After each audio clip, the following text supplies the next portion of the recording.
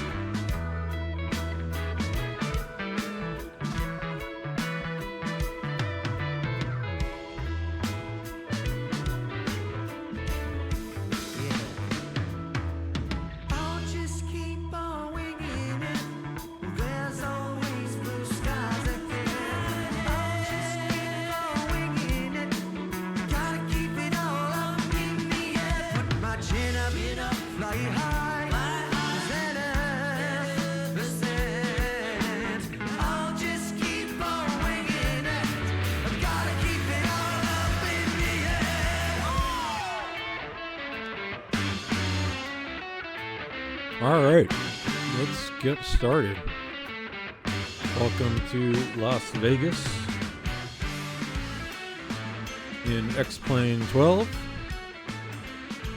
Today we will be flying from Las Vegas to Portland, Oregon, and doing a real-world flight, actually.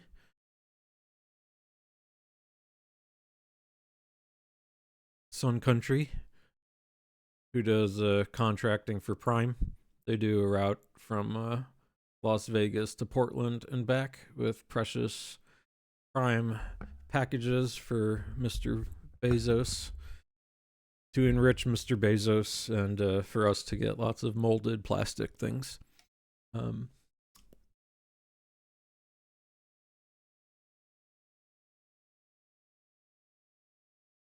All right, here we are. So I am Nate. I'm going to fly a Boeing 737 today here. Let's get some better views. There we go. It's a snow day today. 3 inches of snow outside and more to come. So being in warm Las Vegas feels very nice today.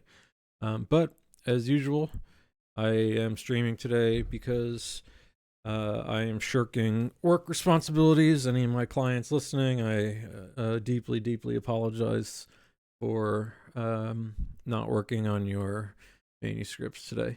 One thing I do want to do before we get started is my controller is...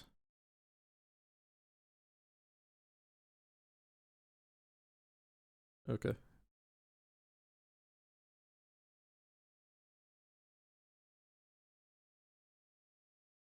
Oh, active profile. Yeah, Zeke. Okay, it works. All right, cool. But yeah, so I am enjoying this snow day off, so I'm going to flight sim the afternoon away. And yeah, and just have an enjoyable flight. I'm going to do some real world stuff today.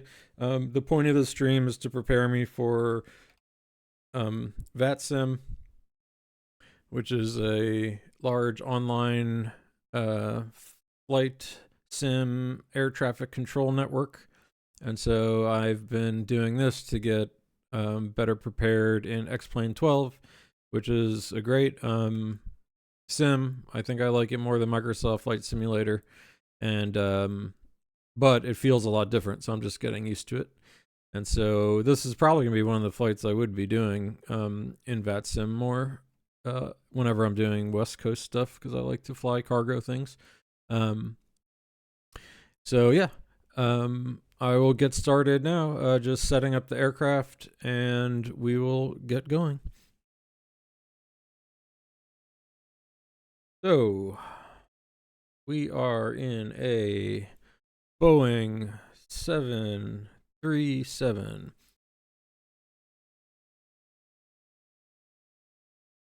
We are in Las Vegas. I will show you. Here is Las Vegas. We'll do some briefings in a second, kind of look over what we're up to. But basically today, one thing I like about this departure, and it looks like they're still doing this in real life, is we'll be flying out over kind of to the north and then looping back around. And so we'll get a good view of Las Vegas downtown pretty much the whole time away. So it's a nice little nice bank out of Vegas, and then we'll be on our way to Portland. So to start setting up the aircraft, I already got a few things going. IRS is aligning. Anything I want to do up here, we can throw the yaw damper on. About some sounds so we can hear the fun clicks and beeps and engine sounds. It's a big draw to this hobby for me, is all the I get a ASMR-ish experience from it. So that's something I like.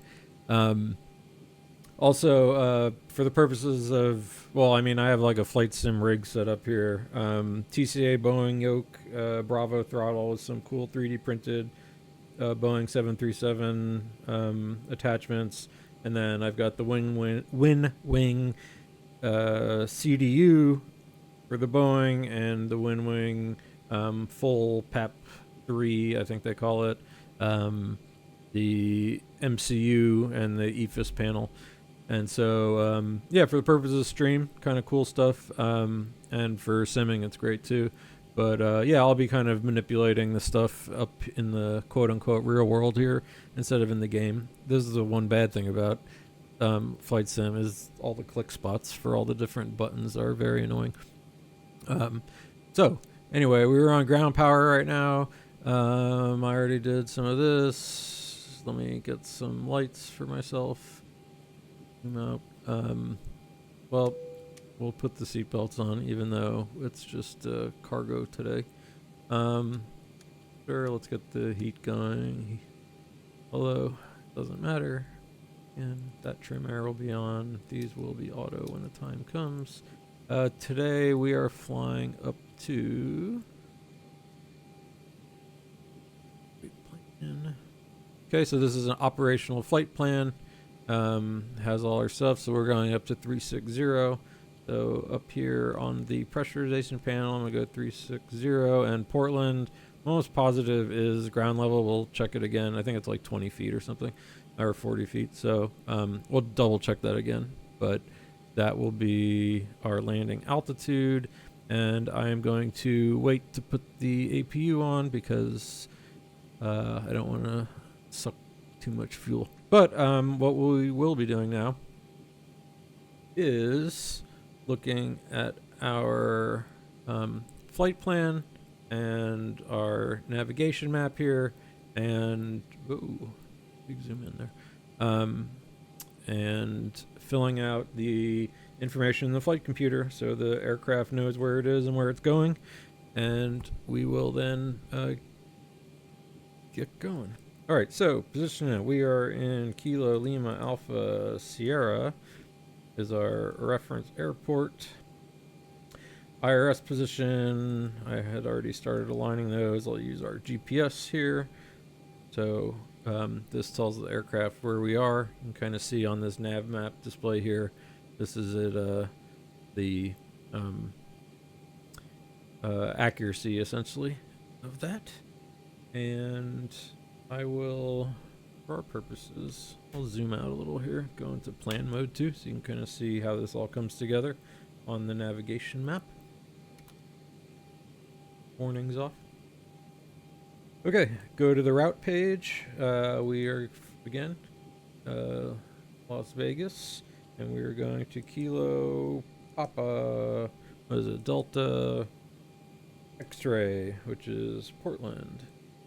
Destination there, and we are in this nice Amazon air livery, which actually, so these are owned on this livery is a little older. I could probably go into the thing. So this is Atlas Air, but recently this thing got bought by Sun Country, which is like a budget airline. I think they're out of Minneapolis, but they've been growing their Amazon 737 BCF Boeing converted freighter fleet.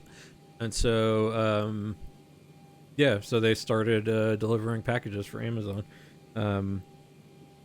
You know, big surprise, Amazon contracts out everything.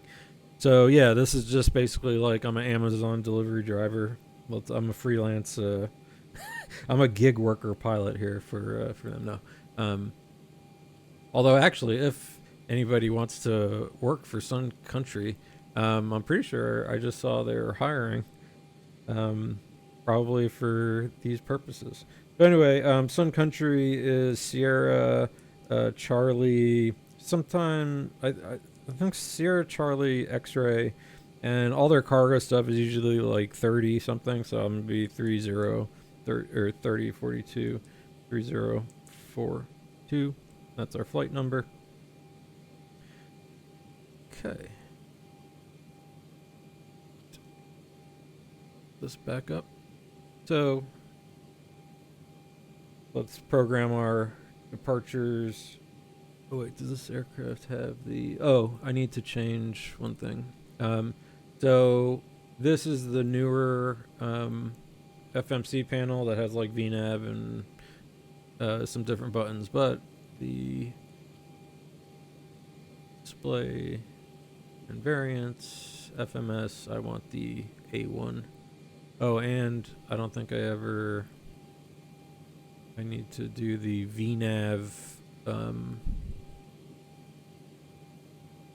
setup here, so let's find that. I believe it's autoflight, VNAV alt installed. Yes, okay. That's the main thing I wanted to check. That keeps the VNAV armed when you hit the altitude you have programmed into your MCP. It goes into like alt hold mode and kicks off VNAV, and that was confusing me before because it usually doesn't. Do I have all my callouts on here? I like 100. I don't need 60. I like 200. So I haven't set up this livery yet. So yes, this looks good. Yes, sure. Minimums. Okay. Although I shouldn't just brush by this, because if I don't have the callouts, they sometimes whack me out. It's mainly the ones under 100 feet. 1,000 feet stable. I don't really care about that one. And we've already got a 2,500. Okay, I think that's how I have them set up. Hopefully I'm not forgetting anything else that I haven't set up in the actual aircraft, but we should be okay on that front. So, now if I start clicking, all right, departures, arrivals, it works now. So we are departing Las Vegas. If we look at our flight plan here, we can see what we're up to is alternate. We are Las Vegas, the 01 right runway, and we're taking this Joker 5 and the Kino transition. Kind of see here. And so we will go back to route. We will activate and execute that, and we'll look over the all this again. And our arrival for now, usually sometimes you don't do this stuff until you're getting closer to the airport, but since we're just flying offline today and weather looks fairly consistent now for Portland, it looks like we'll be doing the ILS 10 right today. And we can look here, Oxy Timbers. And so we are doing the Timbers 3 transition Moxie.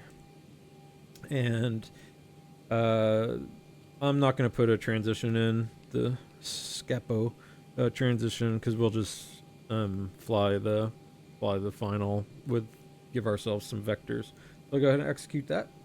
Back to the route page, and cool. Let's do a route copy. All right. So I could, I've been meaning to do this. I could go to route 2, departure, and change the arrival. I don't know how to do it in the Airbus. Let's not try and do everything on stream here. All right, menu FMC, legs. I don't want the route 2 legs. Route 1. All right, legs. There we go. Active route 1. Okay, cool. So I'm gonna go to init-ref now, and I've already kind of confirmed some of our weights and set up the aircraft that way, so we can see down here. Here is our fuel setup here that I have filled up the aircraft, and our reserves today are all right, final reserve. So we have 20,500 pounds, and the final reserve alternate is 7.2. Let's call it. Cost index today. The cost index is regarding the kind of efficiency, cost of fuel. I put that as altitude. That's not what we're doing. 39 is the cost index. Altitude today was 36, flight level 360. 360. Cool. I'm gonna execute that. Our average wind today is 267 at 14 knots. And the temperature up there is, I wonder, let's check our top of climb, minus 54, which is something like, I need the damn chart already, a conversion chart. No. It gets closer and closer to there. What did I say? Minus 50.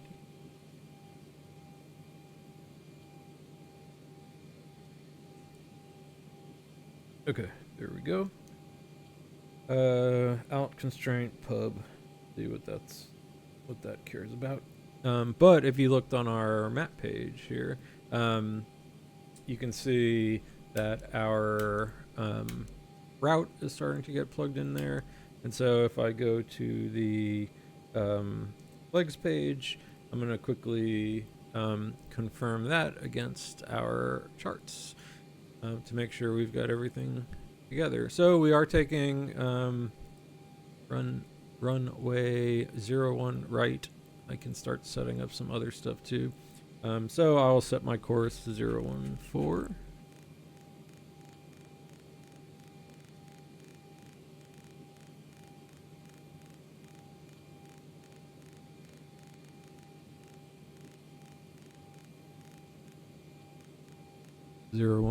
Set it on both sides.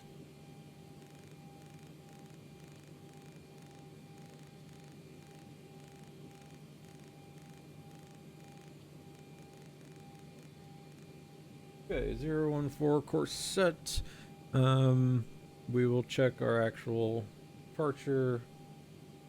It's probably, yeah.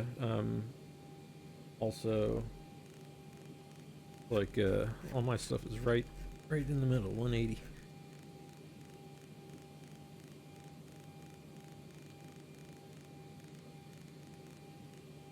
Okay. And let's go over our departure, standard instrument departure. It's the Joker 5 RNAV from runway 1 right. So climb on 014 to about 2,600 to 2,700 feet. Turn left to Bessie at or above 5,000. Then on track 191 to hourly. Then on track 190 to Kiwin. There, we can kind of see all that there. And if I zoom in on the EFIS, we can see this stuff too.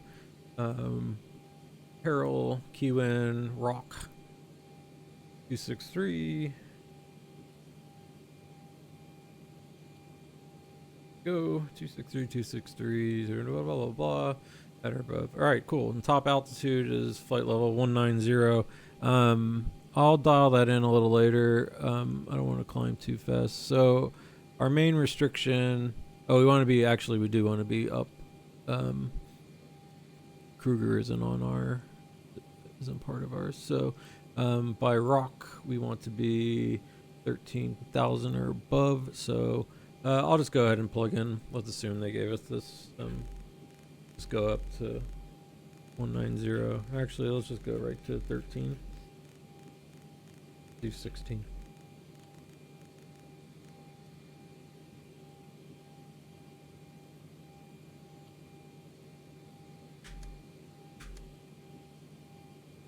So that is going to be our departure today. Just we've got some restrictions to keep in mind, some speed restrictions also to keep in mind. So we basically need to get up, but 8,000. We want to be below 8,000. Technically, let's type that in. Even though VNav will take care of it for us, it'll give us something to do for 8,000. And this will be on that VNav departure today. And let me go ahead and finish up the setup. Airports. One thing I will do also here is get our QNH 3017. Right here you can see the QNH 3017.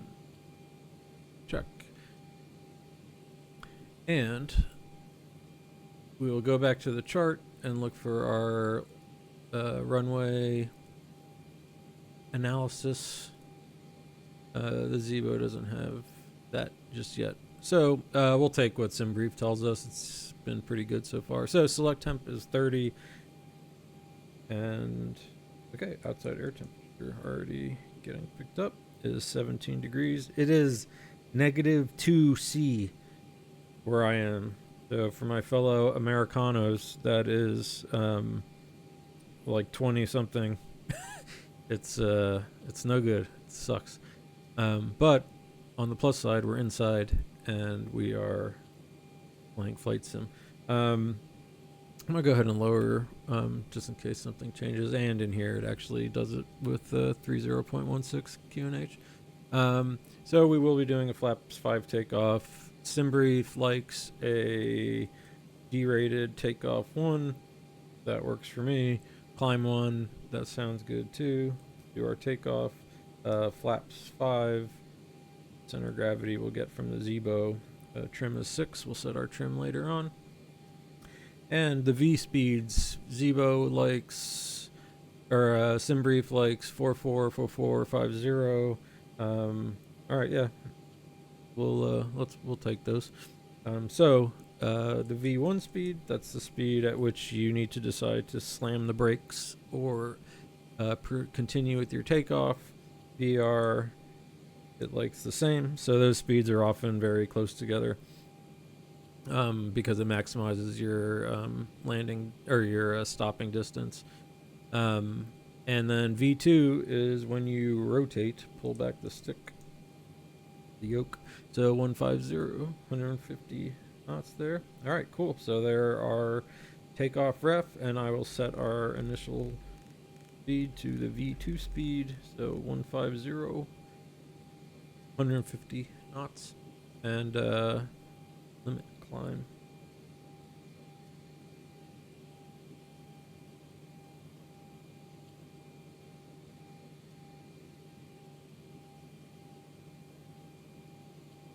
Okay, that's all. All right, cool. So we've got some stuff set up here. We are almost there. Let me get my co-pilot side. I'll pull up the legs page. If I can find it. There it is. All right, legs page over there. And all right, I think we're done with the chart for right now. And go back to map mode here. Oh, actually, no, let me continue. I want to step through, just make sure where I'm at. And I didn't fill out my whole route anyway. How far does this thing go? Okay, up to the Kino. Okay, so I do need this one more time. Back.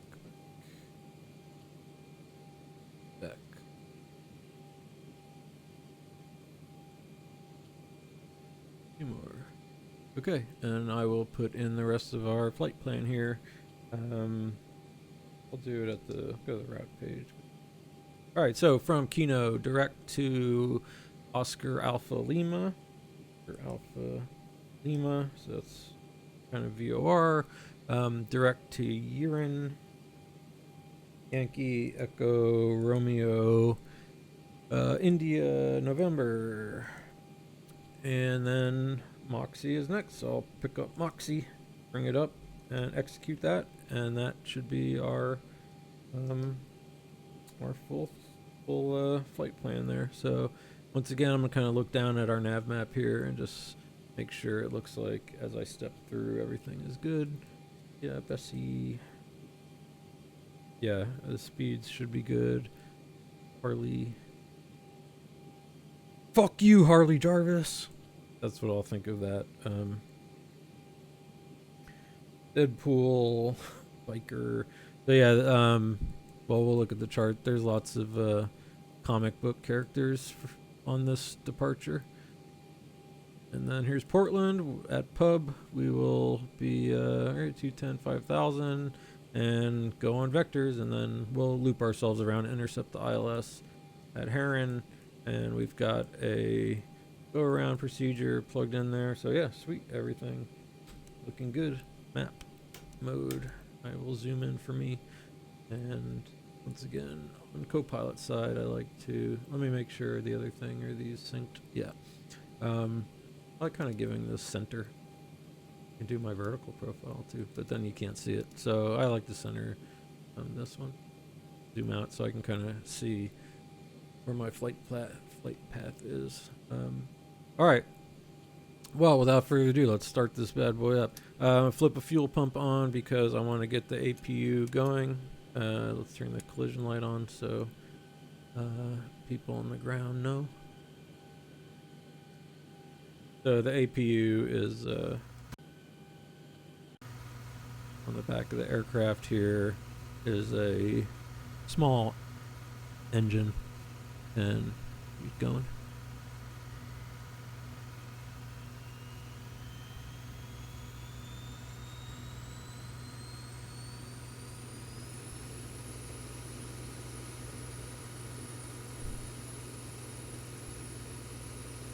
So yeah, we're on ground power right now. This is kind of what you do in between getting onto the engines as your power source on the bus. So cool, APU is running. It is waiting for the exhaust gas temperature to come down, so the APU is available on the bus now. Let's go over to the APU for our power. Go ahead and flip the APU bleed air on. I'm gonna go ahead and put the position light on. And we're almost ready to go here. So, let's go RTO. That might be a little soon. So, oh shit, I don't want to do that. All right, ground service is what I want. Get rid of the GPU. Chocks. Parking brake is set, so chocks can go. I'm gonna get better pushback. Ready to rock here, and we are going to face where this likes to mount. I should have got the better. I don't have the airport, but I mean I have the airport chart, but just not for this particular ramp here, the cargo area. Ground to cockpit. Plan acknowledged. Call me through the menu when you are ready. All right, cool.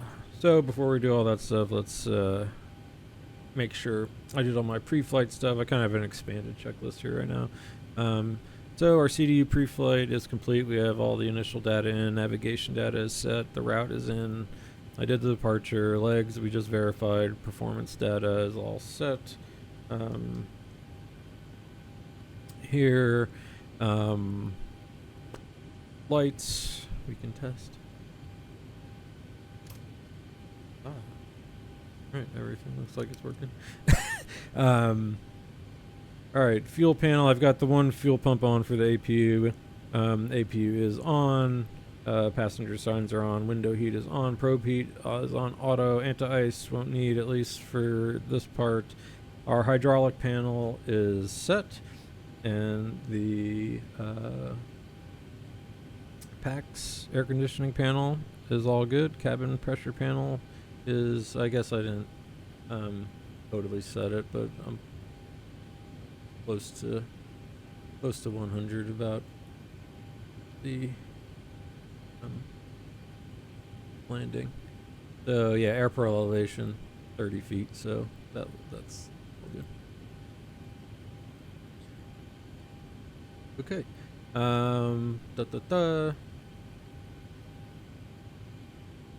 All right. So let me have better pushback get going. Tow is driving up. All right, here comes our tow.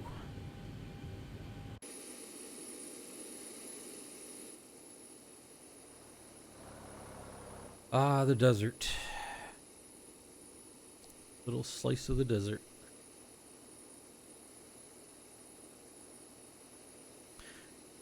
There's something I can do in X-Plane to... The guy who made this, it's a really nice livery, the guy who made this. But I think something in XP12, they added like some new texture. And so you can see the windows, even though they're taken out in one of the other liveries. But so be it. Okay, all doors and hatches are closed. Ready to connect. Okay, so that is starting to connect. So I can go ahead and think about our before start checklist. Go ahead and get all the fuel pumps on. We've got fuel in the center today, so at some point the aircraft is going to bark at us and say turn off. You're going to get a fuel warning, and it feels scary, but it's just to get rid of those. Go ahead and get our electric hydraulics on, and yeah, once we get pushing back, I can start the aircraft up. And as far as connected and bypass pin and survey. Release parking brake. The little taxi briefing goes, we're just pushing back, and then we will be going, whatever this is, to Vegas. So we're doing one right, I would guess. Just let's go. We'll just take Bravo all the way down. Bravo, Delta. Actually, I should just go over to Alpha. Get out of the way as a cargo aircraft. Yeah, why not? Let's do that. And okay, so I think better pushback said we're ready. I just have to release parking brakes. So, quick before start checklist. So the CDU is set. The EFIS control panel is set. Minimums. Don't worry about the acceleration. Altitude is 1,000. I just keep that standard. So our course is set. Flight director is on. Auto throttle. Oh wait, I don't do that yet on this. This checklist has it early. V2 set. Our initial heading is 014. Altitude, we're going to climb up to 8,000 before climbing higher. LNAV, VNAV armed. Auto brake, RTO. Check. Fuel panel, everybody's on. Seatbelts are on. Hydraulic panel is set. And the flight deck door is going to be wide open. I never close it. I was on a cargo flight. No one's going to come get me. Someone's hiding in the cargo. And alright, so we did our taxi briefing. The takeoff briefing is, again, we're following the Joker 5 SID, and we'll be coming out 014 once we pass about 22,700 feet. We'll make this big nice left turn to Bessie, get up above 4,000, and go from there. And once we hit see, I put in an arbitrary thing, so I am just gonna go let's go to the 13.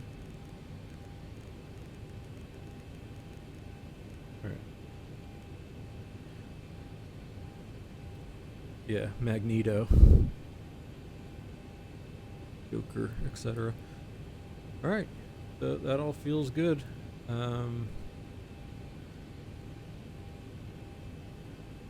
bar packs off. Isolation valves open. Cool.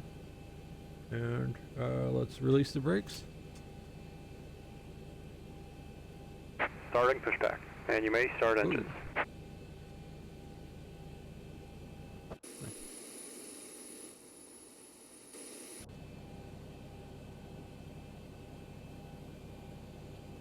Got some weird shaky thing happening here.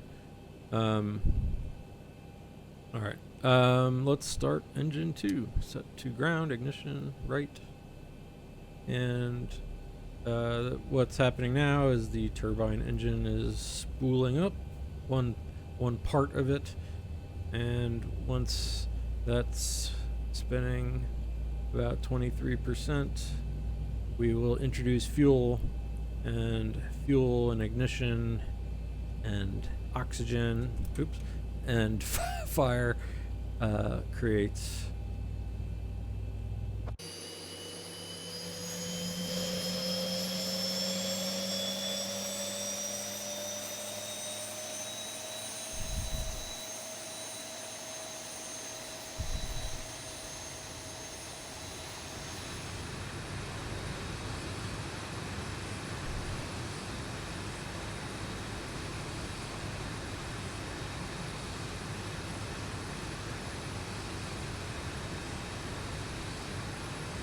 Alright, engine 2 start looked good. Okay, starting engine 1. Same deal.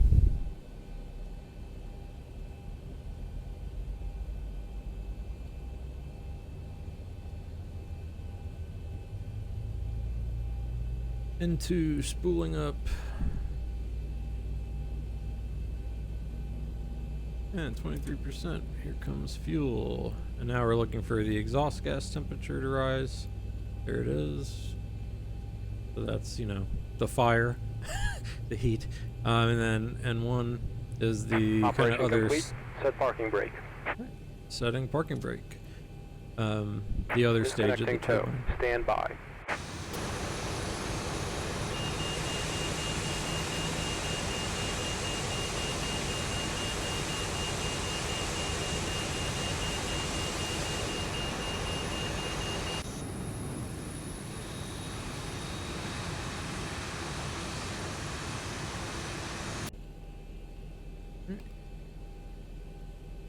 Alright, we can disconnect.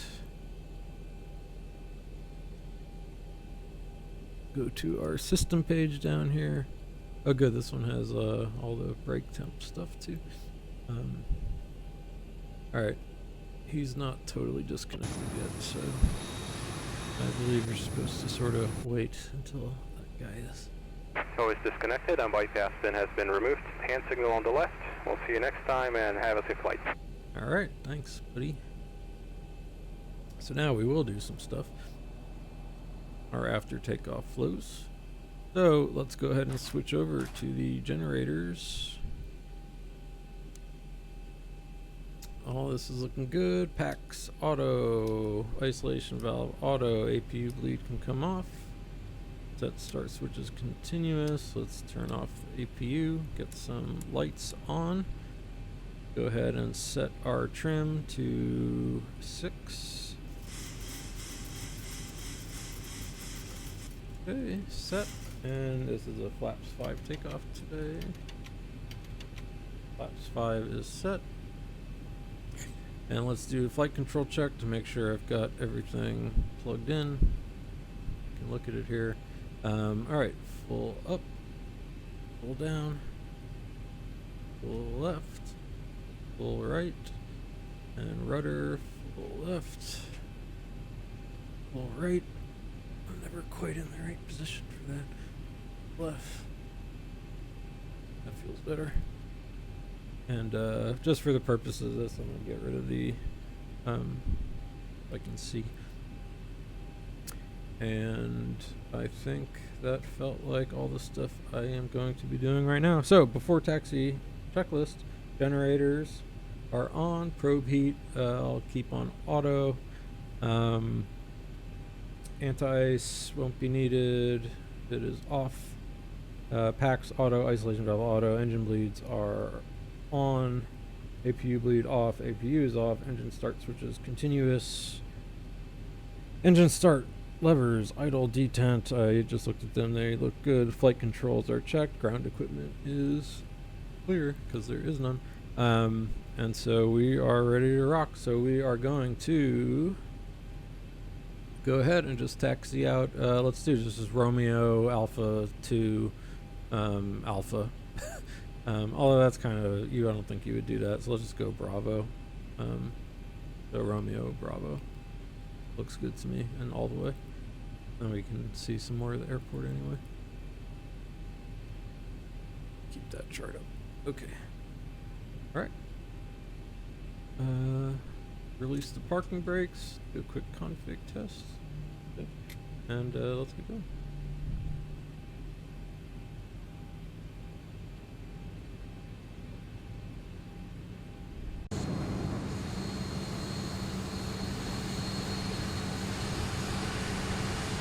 The X-Plane Vegas scenery is not half bad.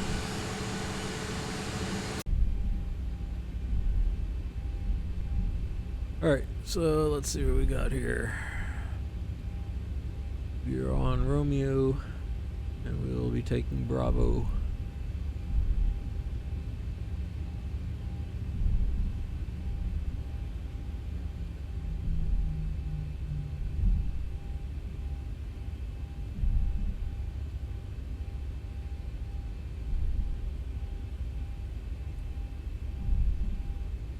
Charlie? Well, it's probably Charlie. I should look up the, let's do Charlie. This has some standard instrument, some standard taxi routes that I always forget to look up.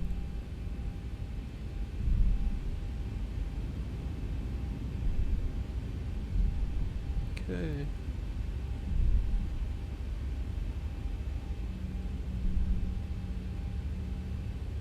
Vegas. Just seeing desert warms me up. Let's go Charlie 2 on to Bravo, and then we'll stay on Bravo the rest of the way.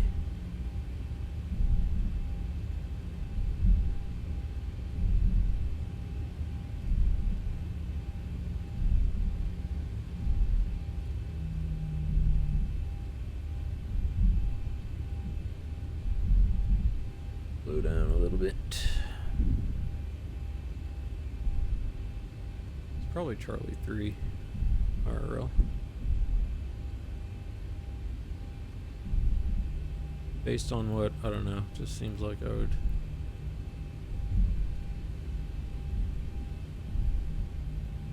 We're freeform taxiing today.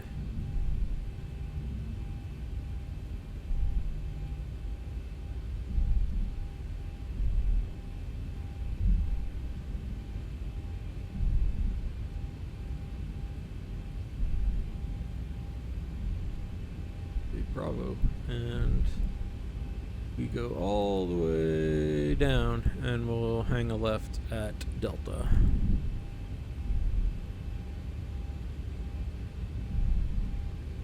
I'm glad to be in the sim today. Better than other options. As we're taxiing, I'm going to look at my phone to see if real life beckons with anything, or if I can not care about anybody. Okay, good. And oh, you know, speak of the devil, just got a Discord notification from VATSIM Weekend in Lelystad. Have exciting news about that.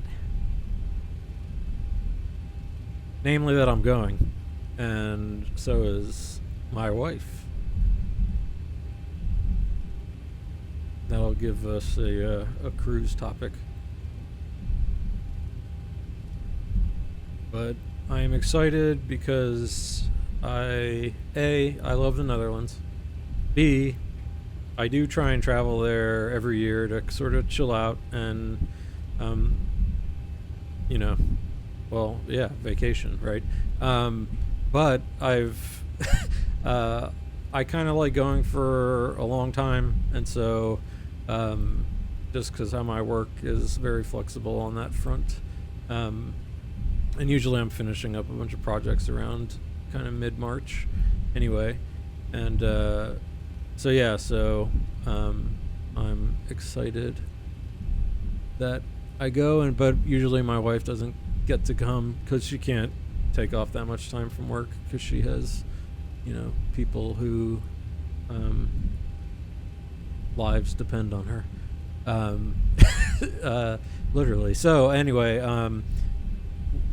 it's hard for her to take kind of huge chunks of time off, and plus I usually just go on this vacation to chill out, and it's not like a very not doing a ton except walking around and traveling around various Dutch cities, especially the little ones. Actually, I love Amsterdam. Don't get me wrong, love Amsterdam. But I have friends there. We stay in The Hague, so I exploit free lodging from a very good friend who lives there, and so we will be staying with them.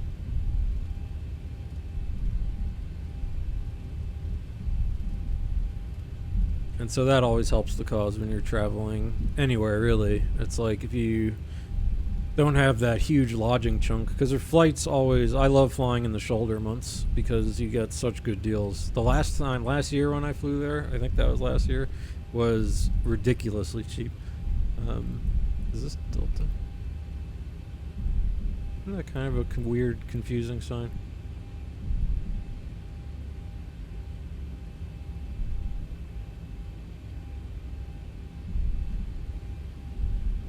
Okay, let's say we got clearance to cross, so turn some more lights on. Sure, I'll turn the logo light on. I hate these damn click spots for the lights. So annoying. Okay, we are crossing here on Delta.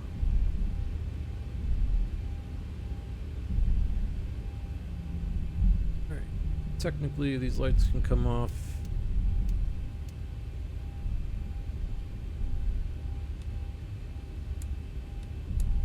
I just cannot click these things. And I'm gonna stop short before we get on the runway and do my final before takeoff checklist, and we will be ready to rock. I need to turn that lady on. I like the sound. Approaching 1 right. Okay, so let's stop short here. Alright, we are stopped. Let's go ahead and set the parking brake. Let's go weather radar on that side. Oops.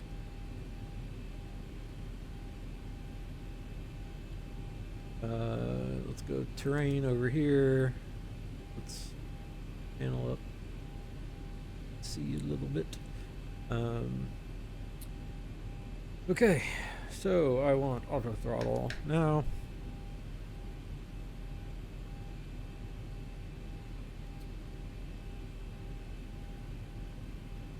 And alright, I think I feel ready for this takeoff. We need to, here's our little star, but or our SID, and we'll be doing that. No problemo.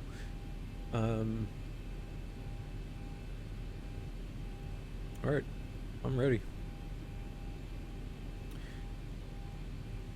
Alright, before takeoff, flaps 5, green light, stabilizer trim is set. 6 units, cabin is secure, and let's get all the rest our lights on again. Strobe is strobe and steady. Don't need the logo light or anything else. Alright, cool. Oh yeah. Even though we'll put the transponder on, TARA, although where is it on? It is all the way up. This has a different radio panel, or transponder panel. Alright, so it's TARA is all the way over there. Got it. Alright, TARA. Sweet. Let's run the chrono. Flight time's about 2 hours or so. So yeah, I'm doing some longer flights, and I might be alright, parking brake released. I think I may have time. It is Friday, right? Yeah.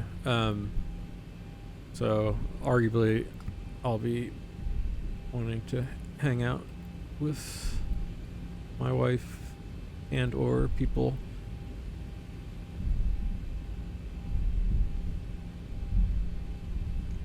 All right. Here we go. Everybody ready? Buckled in? Oh, my dog doesn't like when I say that. All right. Setting. All right, 40%. Engines are stable. I am pointing the right direction. N1 Toga. Take off.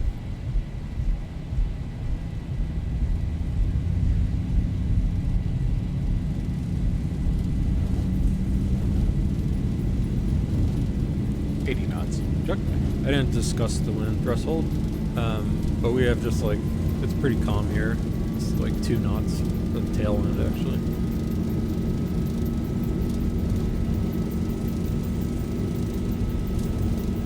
V1. Alright, rotate, pulling back gently. Positive rate. Positive rate of climb, gear is coming up. Alright, follow the flight director out here. Looks like we are above. 400. Start that turn. Nose down a little here. 1,000. Okay, 1,000, so we'll start accelerating.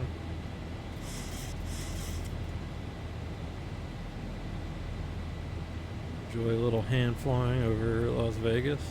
Right over Las Vegas. Even though I do like to look. Alright, M1.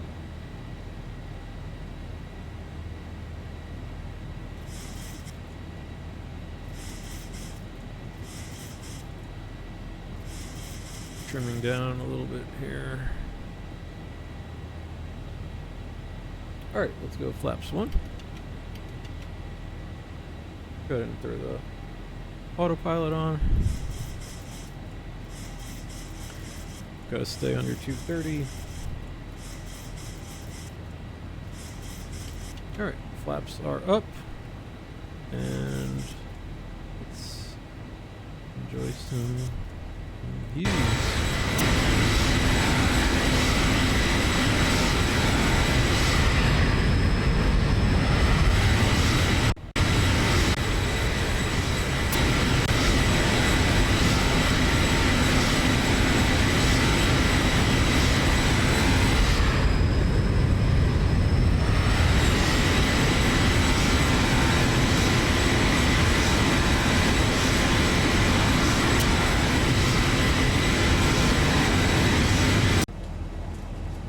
Yeah, no actual windows in this thing, but we've got some. There's good old Las Vegas back there. Hi. Do some gambling, some eating.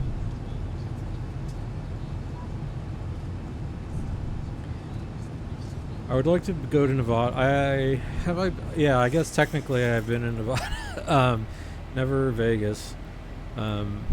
I have not a ton of interest in Las Vegas proper, but I do love the American Southwest, so anything that gets me out there. Let me go ahead. I'm going to turn down some of our exterior sounds so that I don't deafen you when I go. I want to reset this view. If I can find where the aircraft is.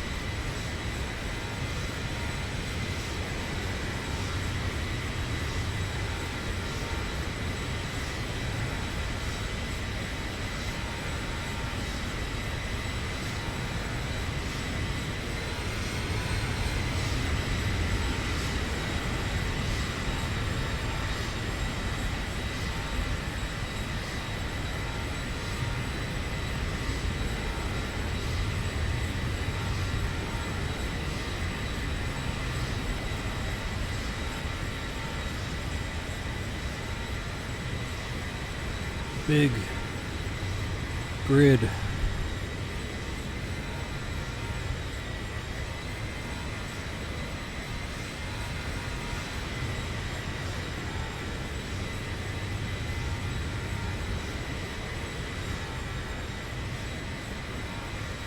Alright, got my wide view set. Alright, back in. Alright, we are climbing. Let's do some after takeoff stuff. Brakes come off. Gear down. Just one button. Go ahead and we're above 10,000. We'll go ahead and get the lights all off. Start switches come back. And yeah, sweet. We are good up top here. Do our after takeoff checklist. Engine bleeds are on. Tax auto. Isolation valve auto. Start switches auto off. Landing gears up and off. Auto brake off. Flaps up. No lights. Alright. Takeoff checklist. Or after takeoff checklist complete. 1,000 to go. We're climbing to that 13,000. We want to be above by Rock, which is in 7 nautical miles. I'll zoom out on the map here, you can see. And what we're up to. Okay, FMC speed, LNAV, VNAV, alt.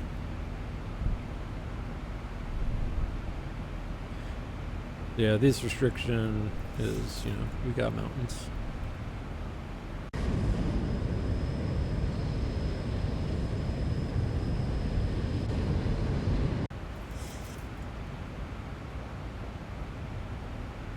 Okay, I am going to go ahead and continue our climb to flight level 190.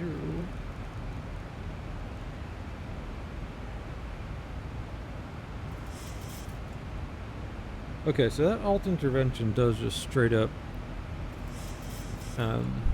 wipe out that next restriction completely. Interesting.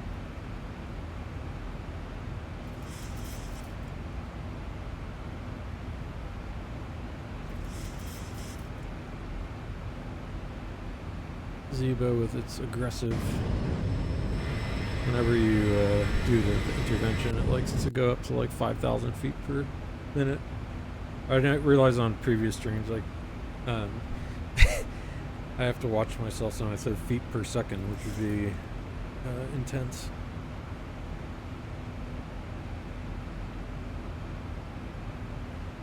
But I am just monitoring now, so once we hit 18,000 feet, I will go over to standard QNH, barometric pressure, and then we'll continue the rest of our climb. I do not touch the heading bug. Bad.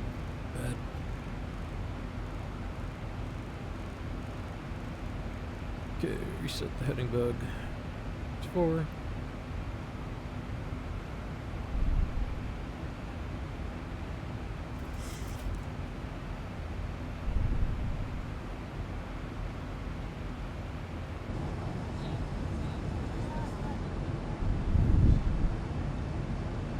Irrigation farms of some kind. Imagine this loaded with cargo. Right, the Zebo doesn't have a cargo variant as far as I know. There are liveries like this one.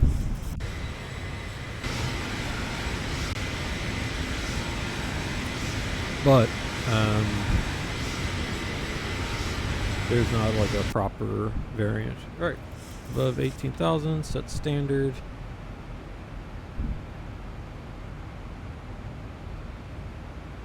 And we said 360. So let's go ahead and put 360.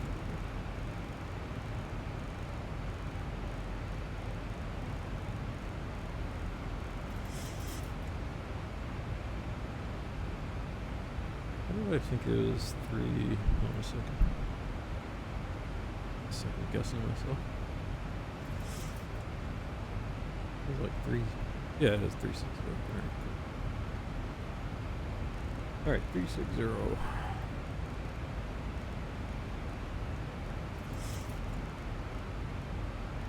Alright.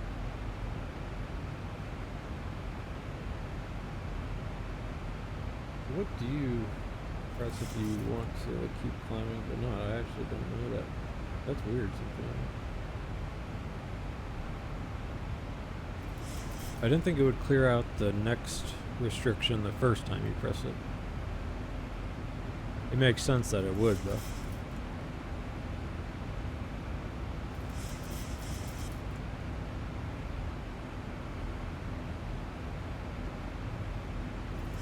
you just do DNAV on and off.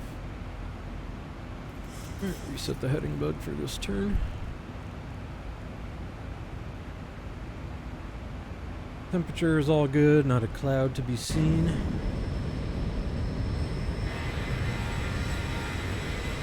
As far as I can tell, the weather in Portland isn't too bad either. Let's check.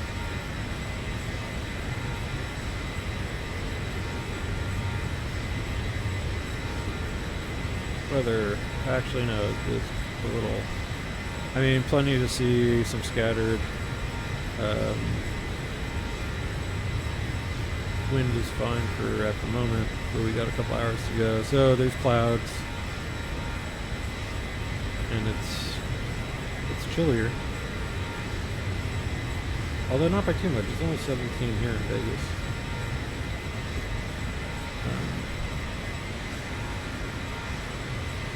But yeah, like I said, I already am feeling warmer.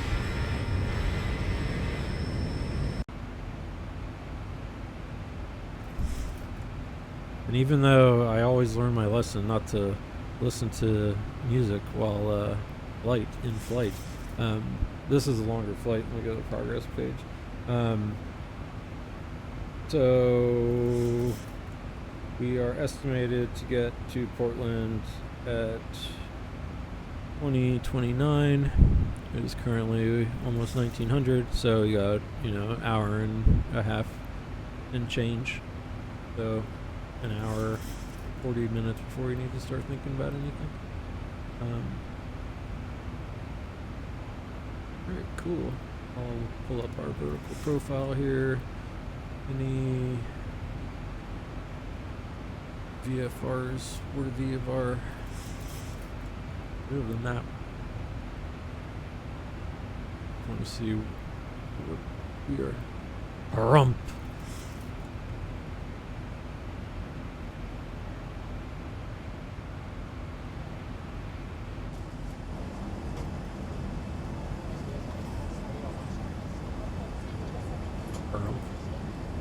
I really should jump and get into Microsoft Flight Simulator at some point, so that I can enjoy. Well, I just want to compare the scenery now. Especially, I didn't play since I got my kind of upgraded rig here. I didn't do too much setup.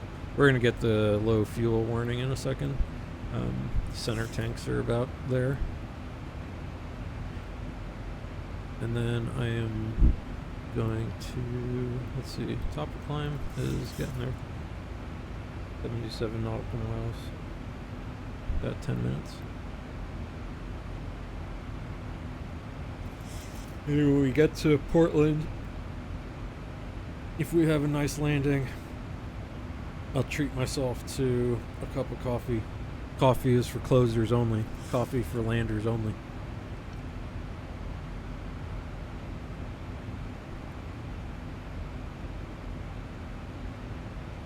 I've been having more or less success flying.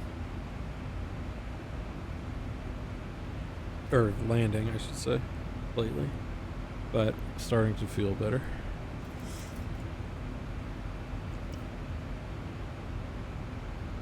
Alright, you can see we got that fuel caution. Vector pumps will come off.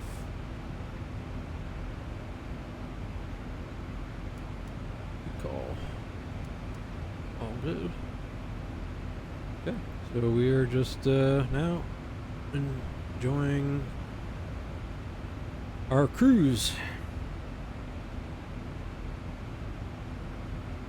Well, I guess technically we're climbing, so this doesn't count yet.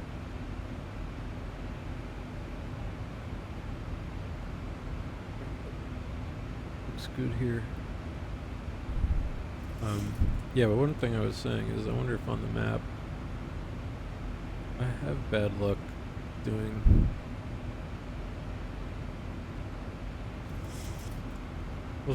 Let's see what happens here. So there's finally.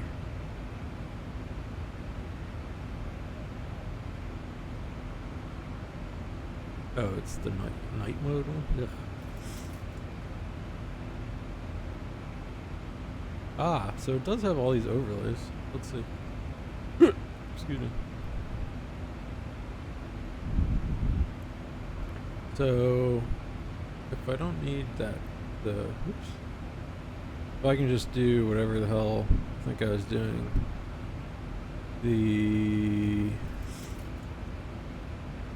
one was I using? Slippy tile. Topo map. Yeah, this topo map is kind of cool.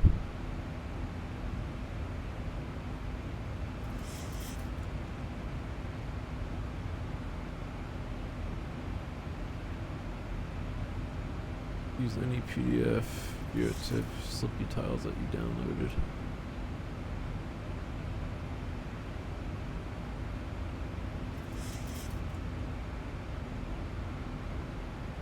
So, can if I put VR?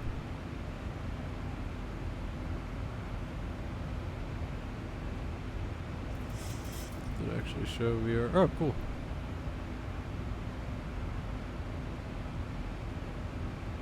Maybe too zoomed out. CBR. So, White Peak Mountain. 113.35.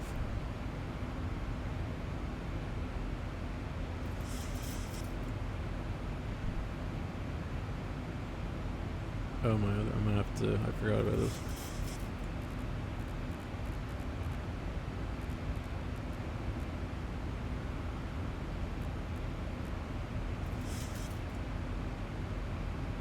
Yeah, there we go. Picking that up.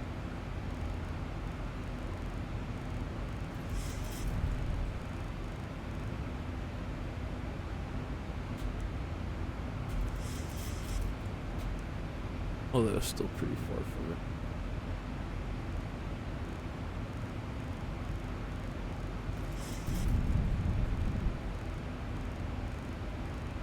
I was just seeing if it came in on the, if we had an inbound course or anything yet.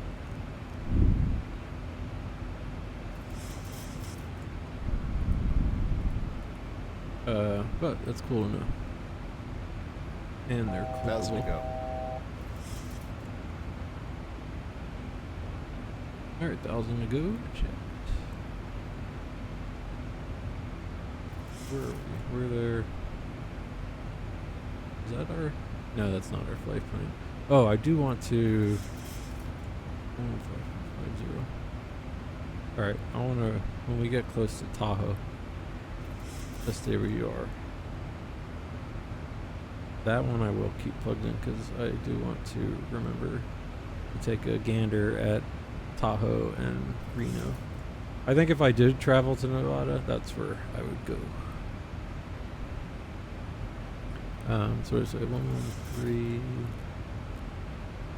Do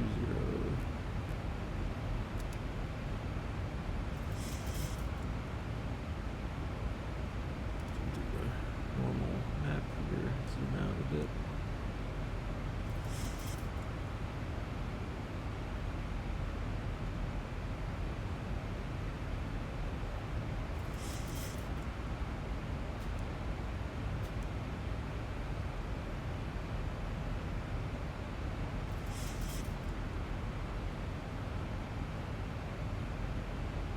Getting for that. Alright, so 106 miles to Tahoe. That Lake Tahoe VR. What actually is this? Keep hitting everything for this stupid camera.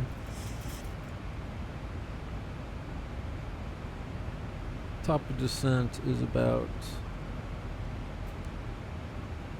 Moxie, about 10 miles. So, or I guess it'd be 10, 15 miles from Moxie. So, I am going to give myself a reminder.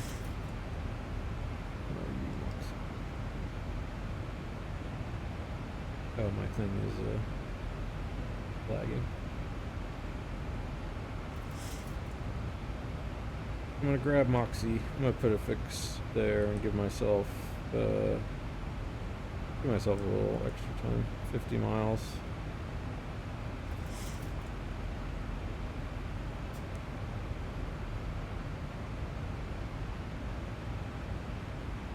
Oops.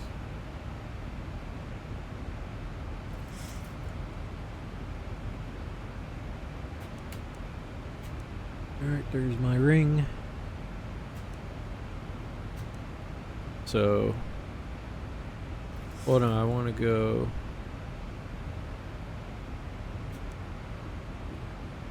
That's very zoomed up. Anyway, just a reminder, so I start actually planning my ascent. So, quick scan here.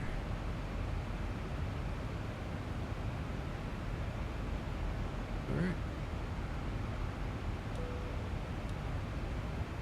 Smoke them if you got them.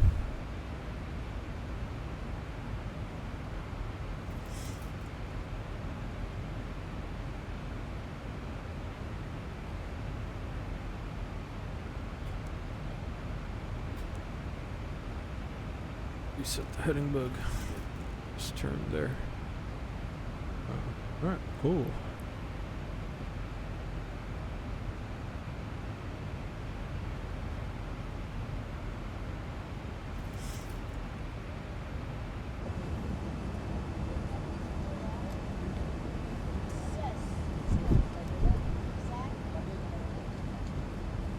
So we still get the Devo. I guess I could probably set this one, just this plane up, to not have realism. Align, packs. I need to turn like some sort of chatter off, input lag off. Save. No. Okay. Fire blown advanced. I don't know what that is. Visual effects. Yeah, because if you show the passengers is ridiculous.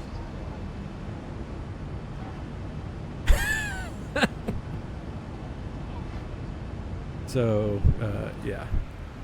Passengers off. Even though I do think that's pretty funny. I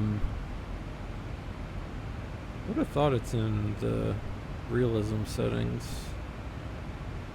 Is it general config? Yeah, so this is going to be audio. Packs boarding off, packs chatter off, airport set.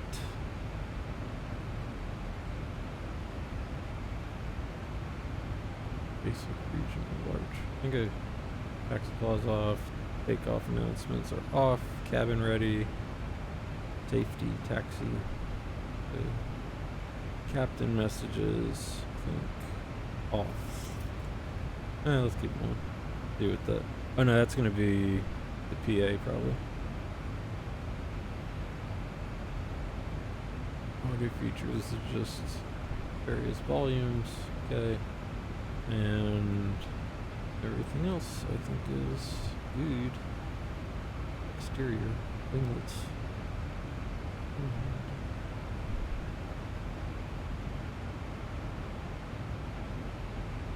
Okay, so that should save the stuff for this one. I don't know if you have to actually click that or not, actually.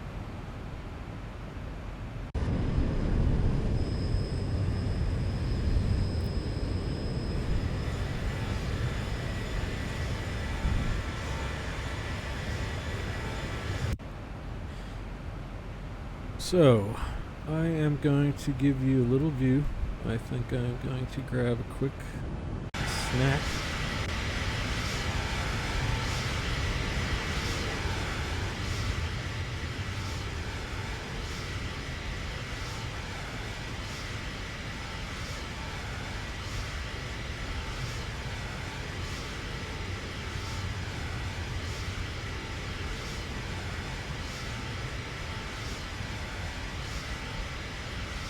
Okay, I will be right back. Just a minute.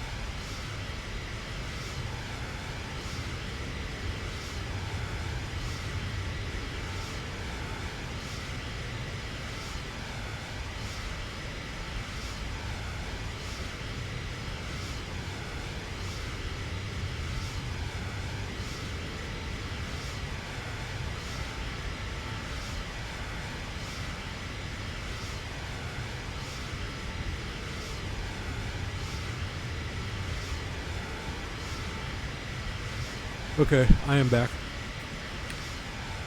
Thanks for tuning in. I'm back. Drive time today. Go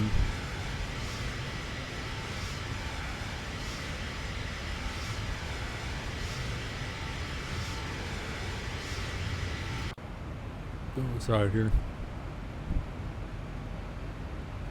Alright, got my pre-flight, my in-flight snack.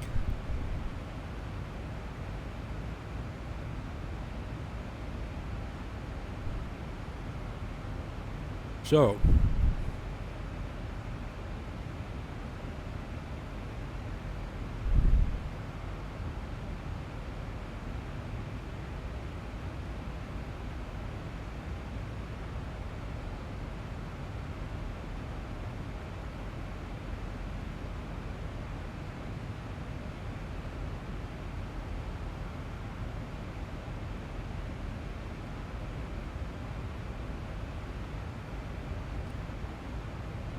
I'm going.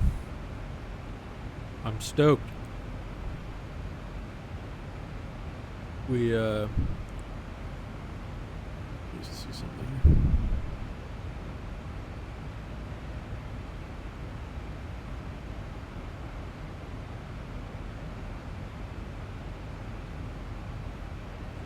All right. Yeah, so it was super cool last year. I had a ton of work going on, and it like all finished up right kind of in the first half of March. And so I was planning on taking some time off. And so the last little bit of work I had last year was I had just finishing up a book with one of my authors in New York, and so I was going to go see him, and we were going to work on kind of the end of the book together to celebrate. And so I had an alert on my phone. I mean, I always do, just because for all kinds of flights. And so I knew I was going to New York, and I ended up just setting an alert for, Google Flight Alert from New York to Amsterdam. I usually have it set from where I am, or a couple other airports that are near me, because if I see a super cheap flight, then it gets the gears going. So I ended up last year doing that flight to New York, and then I at some point leading up to that trip, so it was like probably, a little later in the year than this, because it was somewhat, I guess it wasn't really that spur of the moment. It just seemed that way. Probably because I was busy the first half of the year, or the first quarter. And so so I all of a sudden saw this flight pop up that I could get And I was like scamming one way kind of stuff. I've got all this Google flight set up for myself. So so I ended up seeing this like super cheap flight, and I knew it was going to be a challenge to go. Not for my purposes, but I didn't want to like make my wife that jealous. Reset the heading bug here. We're making a turn. Because it is it is kind of cruel that she has more responsibility than I do, and so I was thinking, oh man, I'm gonna just go to instead of coming home from New York, I'll go across the pond. And I had looked at some point, again, because I always travel during the or not I always travel, but I'm always looking to travel on those shoulder months, March and October basically. And man, I've had such good weather everywhere I went for the last 5 years or so. So let's keep that going. But I mean, March is still, I mean, in Europe it's a little cold, a little rainy, but still nice. So anyway, I had seen that the flight sim weekend was coming up, and so I thought, well, that would be fun. Go to the Netherlands, which I want to do anyway, and do this flight sim weekend thing, and hang out with my friends that are there, and that'll be cool. But then, well, my IRL friends, who also there ended up being a conference, and so I was able to, since I work in that field, not for the flight sim, this is for academic thing. My friend who's a professor in the Netherlands, and so I was actually able to go there and kind of also do the trip as partially business, which helped the cause. But what happened was also on the on one of the, I mean, kind of the, not the only flight sim stream that I follow, but they were thinking about doing a meetup there, and so I was like, oh well, hell yeah, that'll be cool. I can do a go to the show, meet some new people from the flight sim community, and also enjoy my usual Netherlands unwind trip. And so after much negotiations with my boss, I got the clear, and so I went last year to Flight Sim weekend, and it was super cool. I got to meet some Flight Sim streamers and some fellow community members, and some VATSIM people. Who that's actually I'm gonna do a little more, kind of observe a little more, I think, this next time, because they had the whole Amsterdam Schiphol airspace open, and it was busy, so it's kind of cool. So anyway, I ended up having a great time. Got to meet some new people, which that's the whole reason I do this is so I can, and so the whole reason I do this too, not the whole reason, but it's like at least a quarter, let's say 10% of the reason I like doing the streaming here is because like I said, the main motivation was that it was super helpful when I watched these back takeoffs and landings, and get to see how I screwed them up. So, but the other thing is just, it would be, anyone watching, pop in the chat, say hi. We can talk about this, that, or the other. If I can play video games and talk to people besides talking to my dog, then that's nice too. So that's part of it. Or I can treat this like my own personal podcast. Well, I will say it is fun streaming. Even though there's no one watching any of these. On YouTube and Twitch, I get some views, but I think it's I think it's just random bots that roll through, and like randomly follow stuff, and yeah, but that's neither here nor there. But for Flight Sim Weekend, I was thinking, I obviously wanted to go back again, but I didn't think I was going to be able to, because my wife and I were planning this other somewhat long trip, but we decided that trip would be better a different time, for 2027, just for, whatever, a whole host of reasons. And so I kind of jokingly, and we had laughed about this with some folks, that my wife won't let me come again. I make it sound bad, let me and this sort of stuff, but you know how it goes.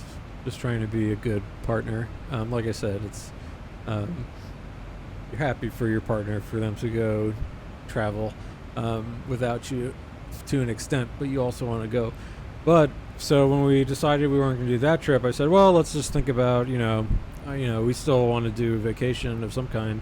And I had in the back of my head, well, if we don't do anything, then I'm going to still think about this trip, and to see if I could go to the Netherlands again. But I did the bluff where I was just like, oh, hey, why don't we go to the Netherlands and you come with me to Flight Sim Weekend and and all that. And she took the bait, chat. It worked. And I think I have this shit weather outside to thank also. Oh, how far are we from? All right, still 190 DME from, at least from that Tahoe VOR. I remember last time I flew this, I totally forgot to look at Tahoe. Or just to see how the scenery looks here for Tahoe.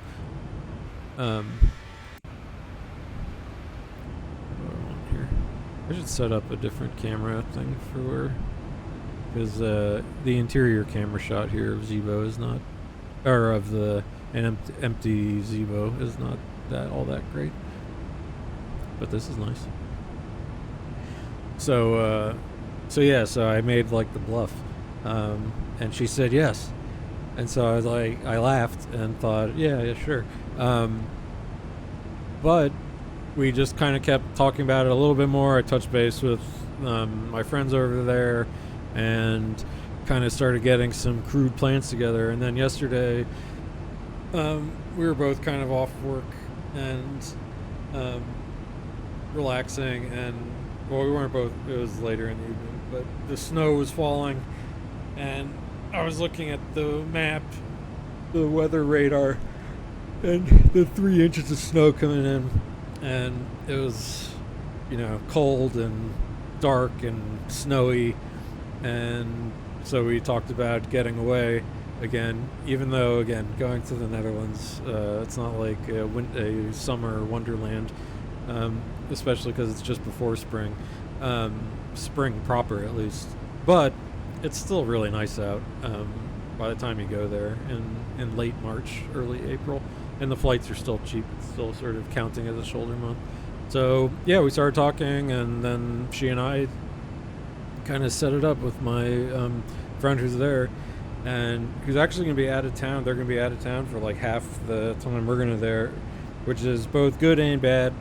Bad because we obviously go there to hang out with our friends, too, and we have a really good time with them.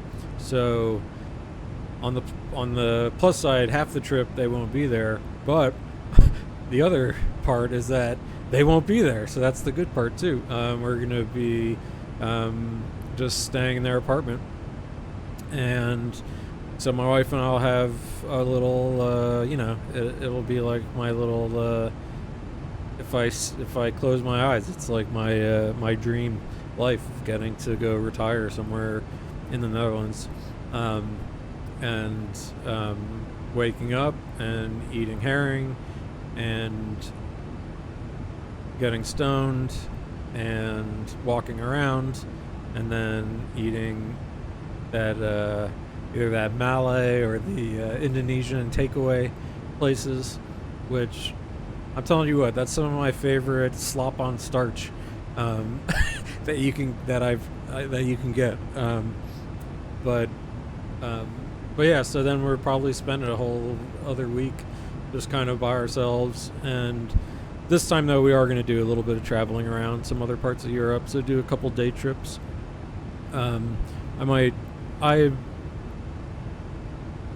I think we're gonna check out.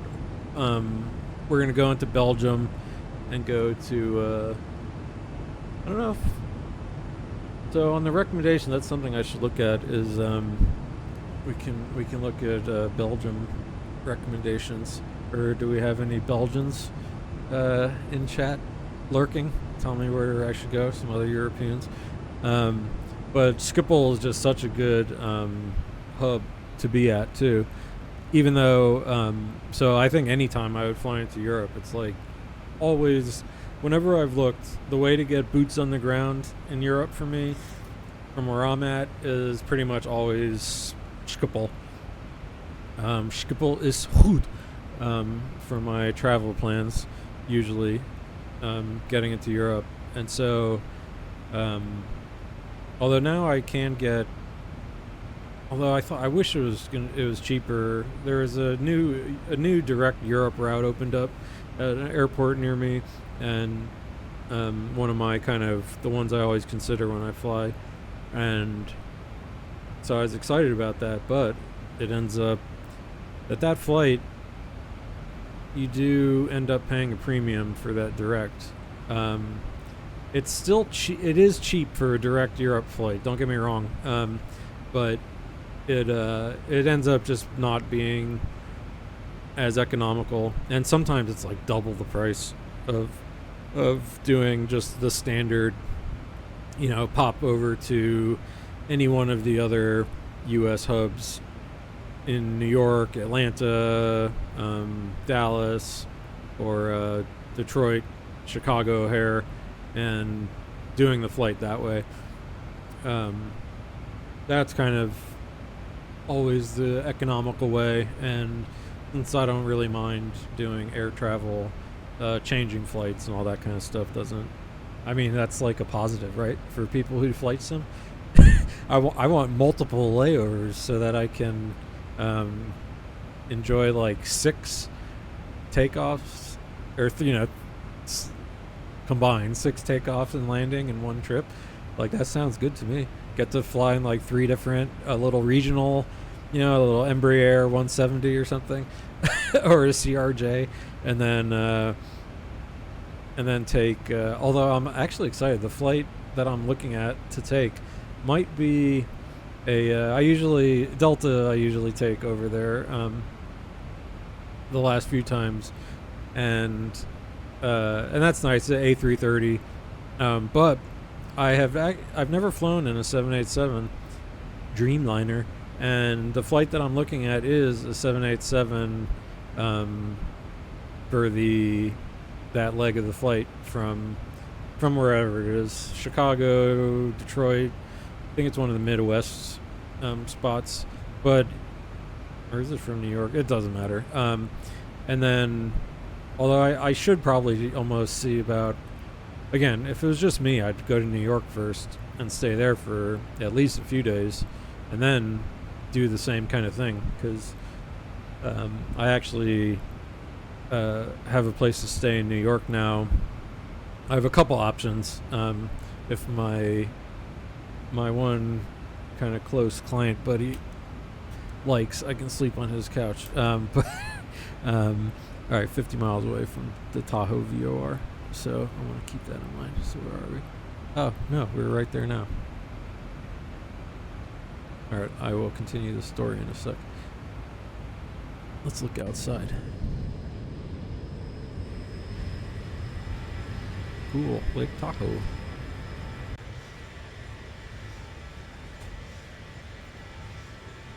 And we're flying over Reno. So that could be a cool trip, actually. Not only. So there's Reno. But do like Reno, Tahoe.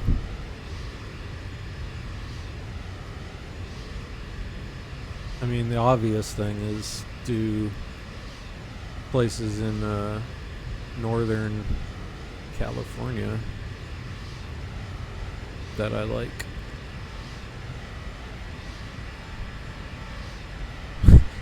Not Sacramento, but I'm curious. But yeah, I don't know. That could be. My father and uncles, my non-related uncles, they spend a lot of time in Tahoe back when they used to be back in the 70s when life was different, and they you could afford to have a place out in Tahoe. Oh, but that's cool. Yeah, the clouds. You can see like the California micro or the climate there, and then Reno. I know Reno is like an insane thing to say. Oh, I want to go to Reno, but for some reason I feel like I could find cool stuff to do here. It's like the second city of Nevada compared to Vegas, but doing Tahoe, doing something there would be really cool. Just Reno being like the city closest or something, but doing kind of naturey stuff around Tahoe maybe would be cool. So anyway, I just wanted to see. I don't really know much about how Reno is set up or how big it is even, but I don't know how much of a shithole it is either. I'll check. That could be a neat U.S. trip at some point, because I do want to go. I'd love to do a big camping trip out west, and I guess arguably it could end up there. But man, I hate driving across the U.S. If the driving was slightly better, then it's almost like maybe but it's just highway system and meh. But yeah, all right. So there's Tahoe. There's Reno. Some gambling. Ski. No, I would like to ski. So, oh yeah, but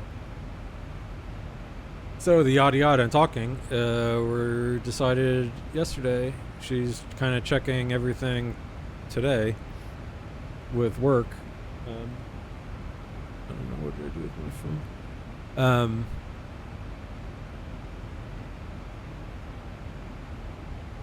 Good, it's still cool here. And I think we will pull the trigger on one of these. We'll see which date chunk we want to do, but I had a good time last year, so on that, just for that Saturday, we'll take the train into Lelystad. Probably, well, I'll have to think about if I go that Saturday, if it's worth staying in Lelystad. The only thing about Lelystad is it itself is not much going on there.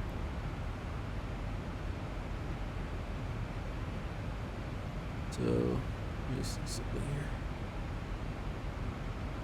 If I go onto maps,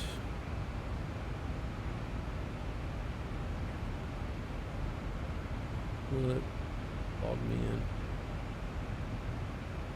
Do I have to turn location service off? Just so we can look at the map together. Yeah, here we go. Nederlands. So Lelystad is to the north. It's like Flevoland. But Lelystad itself is... So here's where it actually is. At the Luchtvaart. The Luchtvaart Museum. Aviodrome. That was like Italian or something. So, man, I need to find a good Dutch TV show. Any Dutch lurkers need to holler at me and recommend something that would have English subtitles. So I'm like learning Dutch. I've been to Netherlands a lot. And I mean, I'm super basic right now. I'm just like, I can talk about farm animals and like a child essentially, and point out boys, girls, men, women, you know, the basics. But I cannot get this Dutch, like the Dutch accent, I just cannot get down. Part of it is just, I feel like I don't hear it enough. And so it's not, and it's also kind of, you know, it's unique. And it's funny, I was talking to one of my German friends, a non-German flight sim person. Yeah, I know Germans all over the place. She was saying when I was trying to practice some Dutch, she was like, you know, since I'm German, Dutch just sounds funny to me anyway. And so she also kind of expressed that about the accent there. But in any case, I'll work on it a little more. But Lelystad, the airport here, does have their National Air and Space Museum. And it's a really nice museum. You know, I loved when I was out in Arizona, I went to Pima, and so that was really nice. Let me quick and look at the flight, make sure there's nothing I should be thinking about here. Nope, we're good. Papa just sent it in for another, what time? 9 after. Alright, so we got like 40 minutes. Taking some scenery. Wonder what this is. This is actually also why I'd like to get a better. So where am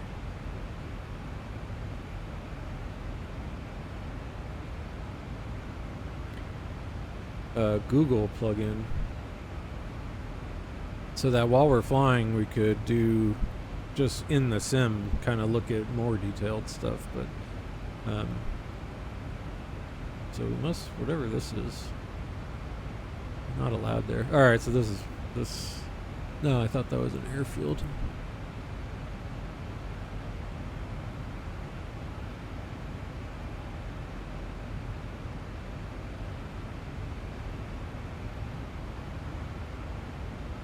There's the thing, I feel like in Microsoft we would get a better view of whatever that is.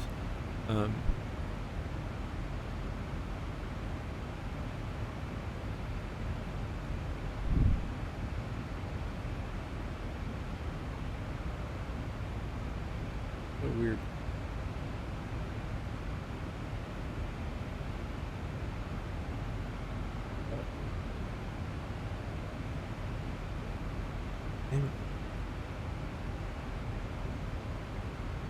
All right, flight sim weekend. So yeah, so my wife and I are gonna go. I'll meet up with anyone from the community who goes out there, and here are the VATSIM guys. That was, like I said, super cool. I respect these guys so much. They, you know, for the love of the game, so to speak. But yeah, there was some cool stuff there last time. I will say, I kind of wish there were more. I mean, not like, you know, look, I'm a filthy casual, in a sense. Don't get me wrong. I try to learn like real procedures and things like that. So I think I'm doing pretty good.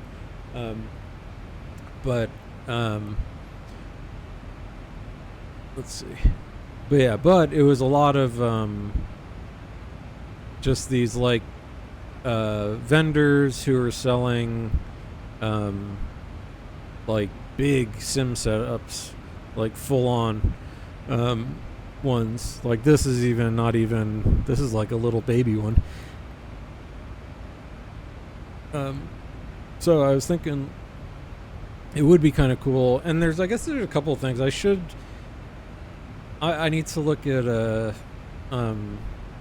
rudders when I'm there. I think that's, of my setup, the one thing that would make my flight sim setup better is a nicer pair of rudders. Because I've got the rudders I got, you know, like, I mean, this is kind of nuts. It's, when did I start? 2018 or something. So these are old. I mean, they're holding up. But they're just the Logitech, you know. I was just buying the cheapo stuff. So let's see what the exhibitors are. The titanium partners. So yeah, any honeycomb, Navigraph, and Wing. So that's cool. I do want to check out some of this Moza stuff. I don't even know what Meridian is. I guess I will find out. Platinum partners, light panels, Aerosoft, operational partners. I hope the Moby Flight dudes are there also. I should check their thing.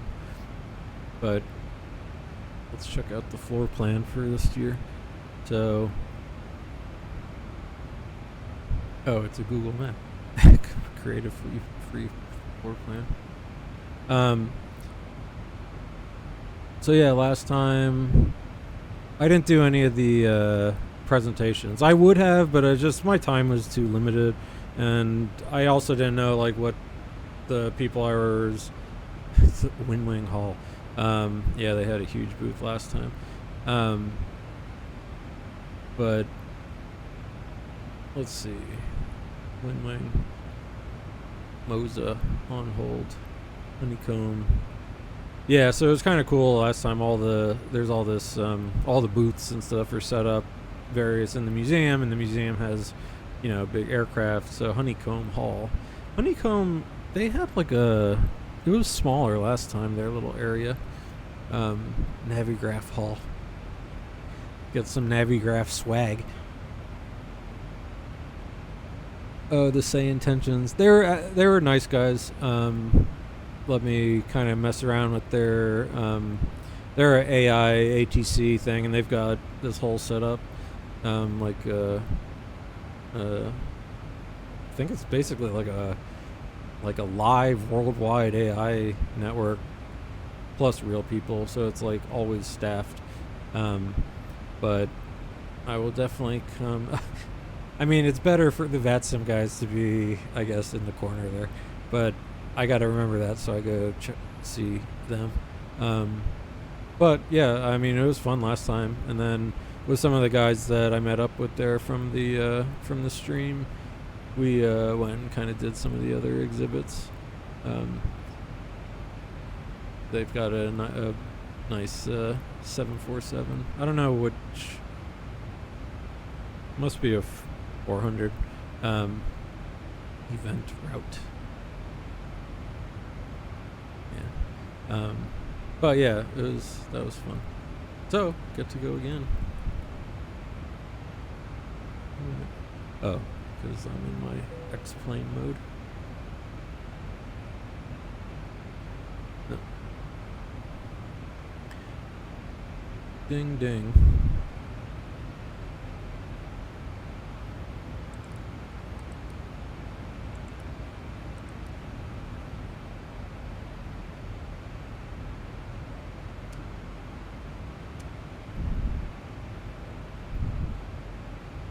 But yeah, so going back to the Netherlands, Lelystad. You know, and like I said, Lelystad is just kind of a small. It's a pretty new city as far as I could tell. It's like.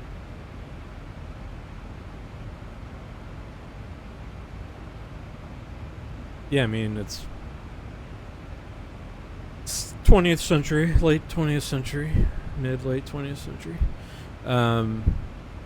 So it's new. I mean, so compared to, you know, all the old Dutch cities, it doesn't have the charm per se. But it's not too far by train, even though I do come from The Hague. That does take a while.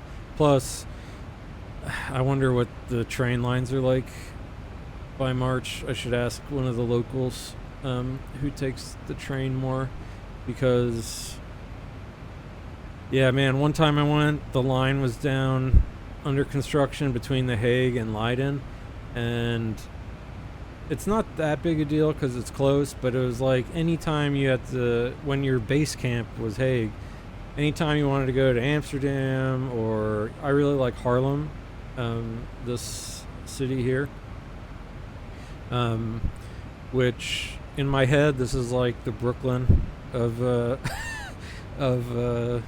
of Amsterdam. Like if Amsterdam is New York City, Harlem is not Harlem, but but like the Brooklyn. So I'm curious what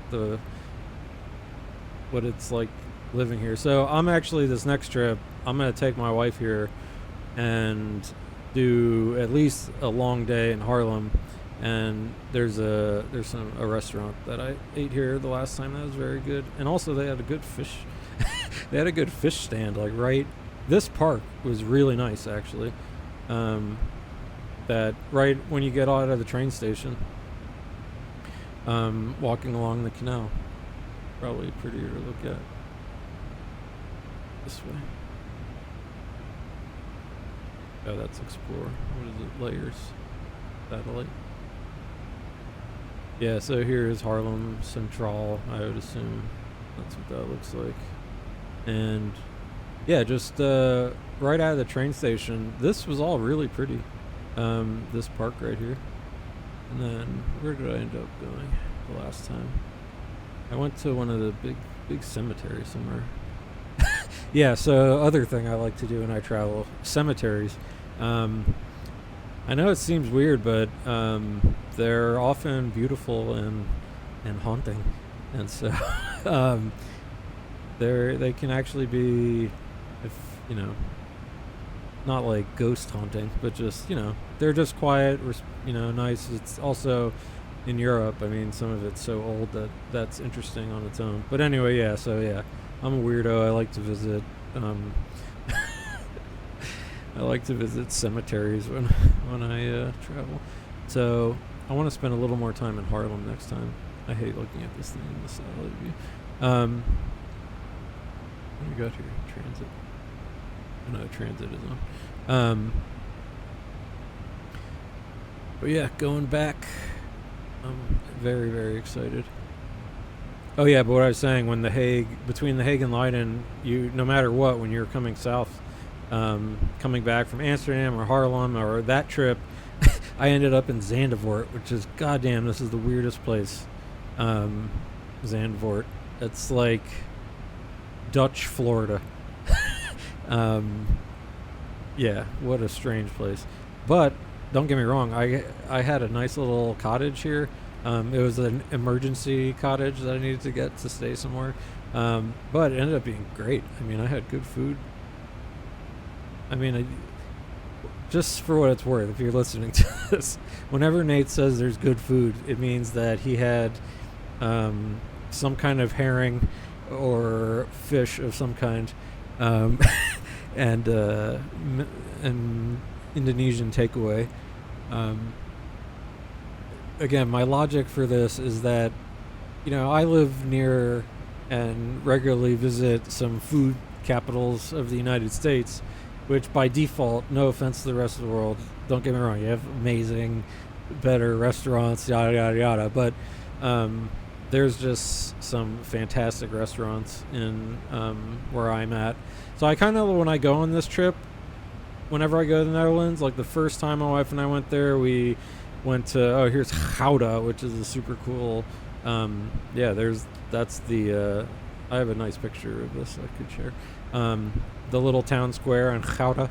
You come in by the train and then you kind of cross the bridge into their little town, into the city center. It's kind of unfortunate in the city center because, let's look at the church. Yeah, we're right next to it. Or on its front steps. So the only thing, and this is not a knock on Gouda, but a knock on everywhere. That looked like a little herring sandwich. Where's that sign? Oh, this poor guy. So yeah, don't stand in the road. You're about to get hit by a bike. Yeah, this is what sucks. Fucking Subway, man, and like Burger King or something. And this is, you know, Gouda. There's the, let's see, where's the cheese building? Yeah, if we walk around the church, there is, where are you? Yeah, here is the, I think it's the cheese museum now, maybe. Yeah, but this is where they used to actually weigh the cheese. The Gouda cheese. And there's, you know, I mean, look, it's nice. There's cafes. Man, I keep messing this up because, is this inverted controls? Yeah, okay. No, it is. Huh. That shouldn't mess me up. Albert Heijn. So that's okay to have. But anyway, when I took pictures of, like, the sunset here, like I said, I got really nice shots of the church. And then I've got, this is a nice photo when the sun is going down, and but I just cropped out the subway. I think it was over here, yeah. But yeah, I got some nice views in Gouda. Anyway, that was derailed, but never get the story. Leiden and The Hague, the train was down, so no matter what, you basically could take the train as far as Leiden and then had to get on a bus and take that to get to The Hague, which, again, not that big a deal. It takes a little bit longer, and you got to do the bus. I'd rather, you know, take the train. But Leiden, I love Leiden. This is the spot right here. So, when you go to Leiden, the thing to do is there's a good, I mean, there's all kind of, too bad I should add all my my restaurants and my stops, but they have a really nice botanical garden attached to the university, and that's why Leiden is nice, because it's like a university town. So to an extent, I mean, I live in a college town, and I'm going to, like, could practically be my sister city. But Leiden, you get out of the train here, Leiden Central. You can immediately in Leiden grab Sissy Boy Clothing Store. That's a hell of a name.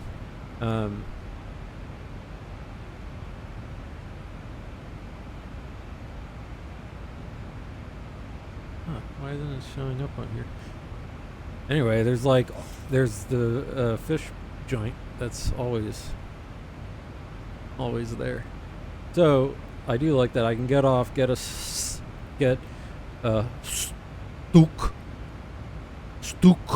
of herring right when you get out for a little something to walk.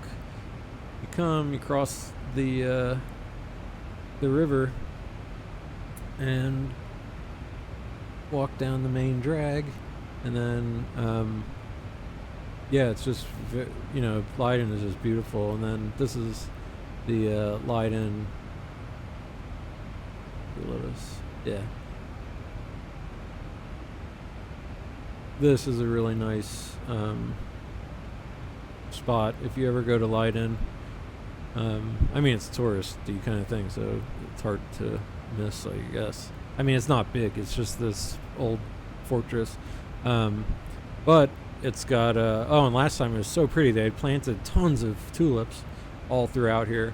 Yeah, this is old, 2021. When was the pandemic again? Did that even happen? No. Yeah, it definitely did. But yeah, this is nice because you come and you get these neat views. There's usually cats here. And yeah, it's just a pretty view over Leiden. And I stayed in, like, the last time I was there, And kind of like one of the, I mean, this is everywhere, kind of, but it was like an old building. They had built a little apartment on the back, and I stayed in that little apartment for a bit. And that's where I actually did some work because it was just, I had a place to myself for a while. And, but I'm pissed the place that it was very centrally located, but the fish place, Feast.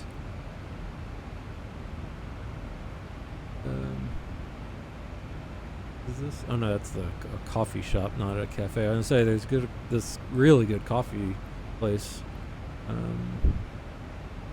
somewhere around here. Anyway, Leiden, very nice. I'm looking forward to that. So I think for this trip, in my head, we'll get in day 1, go to Den Haag.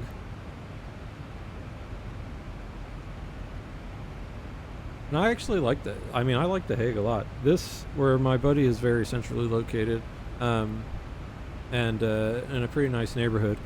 And by walking through, it's like the King's Woods or something like that. But they've got really nice kind of walking areas through here. Is this where the venue? I was trying to see somewhere. There's the like the royal herd of what is it, caribou, reindeer, something. But yeah, The Hague is really cool, and it's super pretty around. You can go by the UN, watch some dictator get tried for war crimes. But yeah, maybe start in The Hague. I always like doing Amsterdam that first day too, because I need to go see my fish guy in Jordan. And then I just hang out. I basically just like walk around Amsterdam West and Old West. The west side of the city is great. It's, very tourist. It is touristy, right in city center, obviously, but also very crowded. Even though it's nice to nice. Everyone should walk down the Damrak, from the Central and get that in you. And actually, what's kind of nice is to walk all the way down here, and where is it? It's like here, I think. It must be here. Here's the famous pancake house that I have not eaten at this one because I have my other. This is probably busy. But anyway, when you kind of like weasel your way back in here, where's Amsterdam University? That's more to the north of the red light district, around the old church, I think. But yeah, the old church. This is a cool place to go because I think it's a good experience for people to have. So you're in the red light district, the old church.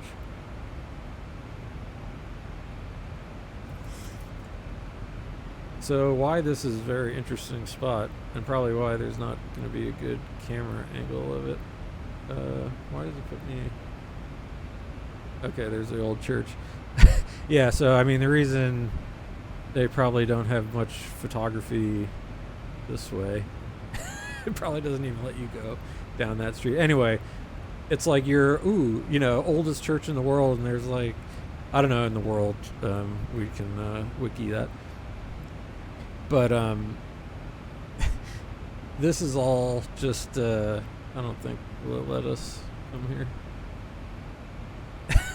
Yeah, it does. I mean, oldest church is near the oldest profession in the world. And so there's all these, down this little alley. Yeah, it jumps by. There's ladies of the night, and there's one part on Can't remember exactly where it is. It's again, it's kind of a touristy drag, so it's you know, neither here nor there. I think that's why I'm not allowed down a lot of these streets because you know they don't want you taking pictures. I don't blame it. Good for them. But yeah, it gets super narrow at one point. It's kind of like a famous, famous alley that you walk through. Maybe it's this. It's so narrow, and you have to like cram sideways with a bunch of people. So you know, pre-COVID, that was a fun thing to do. Not visit prostitutes. That's you know, I leave that to other sort. But walking around again, but you know, so crowded down here. But anyway, there's a red light district kind of through here, but the red light district, besides like, yeah, I mean, there's some seedy kind of areas, but it's nice. And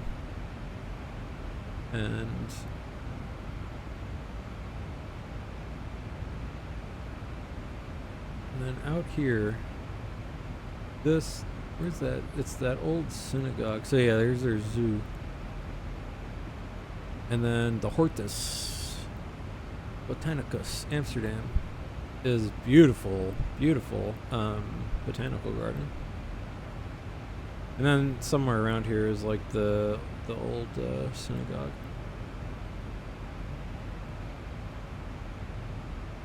But maybe I will go out to the east side a little more, or come down. I haven't ever come down really into what's this neighborhood? Shit.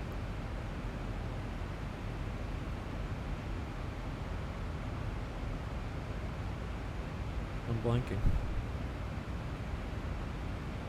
There's some stuff I want to eat down here.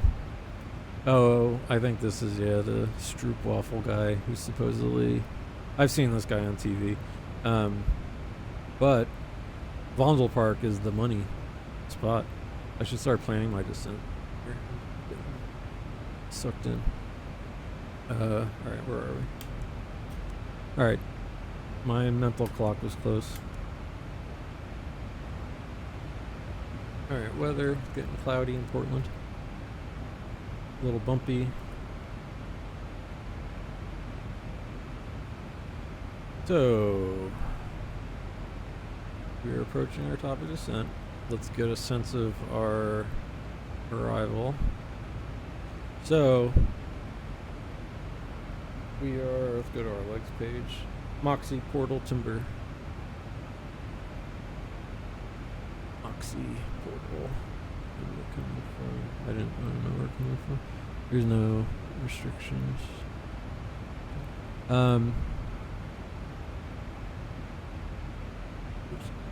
I'm looking for some VORs if I want to plug some other stuff in. But this is all pretty good. So Moxie, we want to be above flight level 240. That should be no problem. Then be below 240. So what do we have? 26 nautical miles. So that should be no problem. Above 12. Vance, Fowler, and 210, 5,000. I mean, alright, so this is pretty straightforward. Be a Mach number until 280. What is my... Okay, no. My speed is good. So, alright, pretty basic, straightforward arrival. And we're 10 right still. Yep. Flower, track 7, radar vectors, final approach, which looks like this. So let's get some stuff going on here. So the course is 103.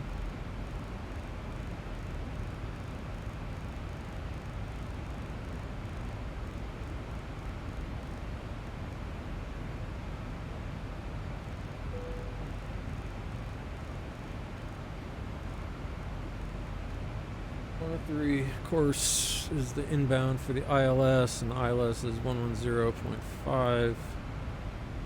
Let's plug that in. 110. I fucking hate these things, man. Alright, 110. 5. Alright, that's the ILS. The missed approach is not a VOR, but an alternate Bloomberg 117.4. Put that in.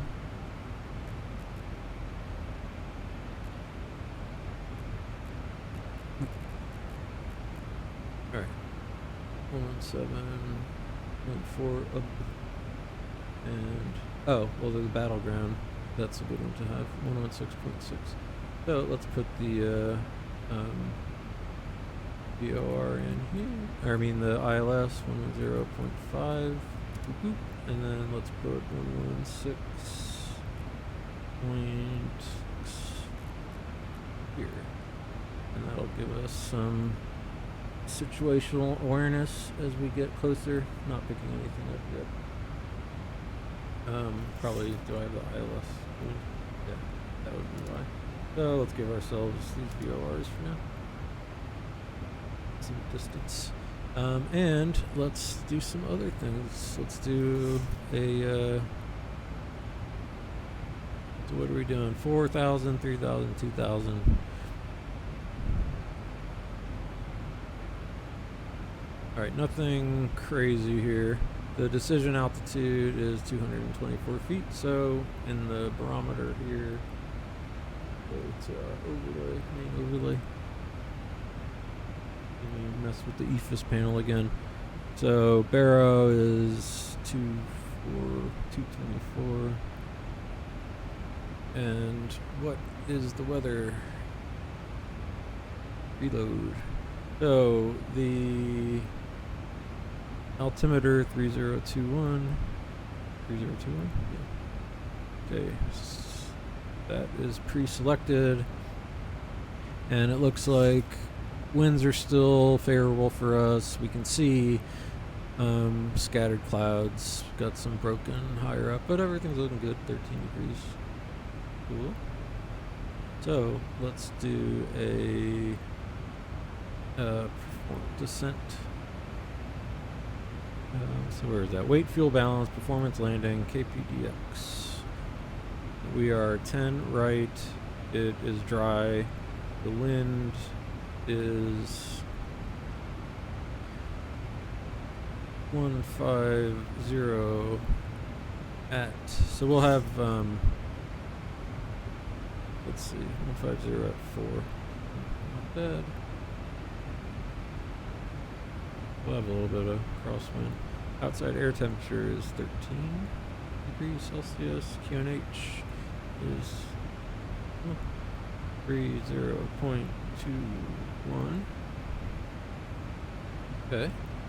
Do a flaps 30 landing. Air conditioner is on. Anti-ice off. Brakes. Let's see what auto brake 2 does for us. And we are currently, if we look down on our FMC here, we are 140. Let's call it 142,000 pounds, and we have 14 and a half, so losing about 5,000 pounds. So let's call it 137. 137. Okay. And let's see. Alright, that looks good to me. 149. I'm gonna go ahead and get our VRF speed in here. 30. Don't be lagging. 30 at where did it say? 149. Alright, approach ref is set. Okay, top of descent coming up in about what are these rings? 20 miles? 30 miles. Okay. I can just look. Alright, 26 nautical miles till top of descent. Just above. So,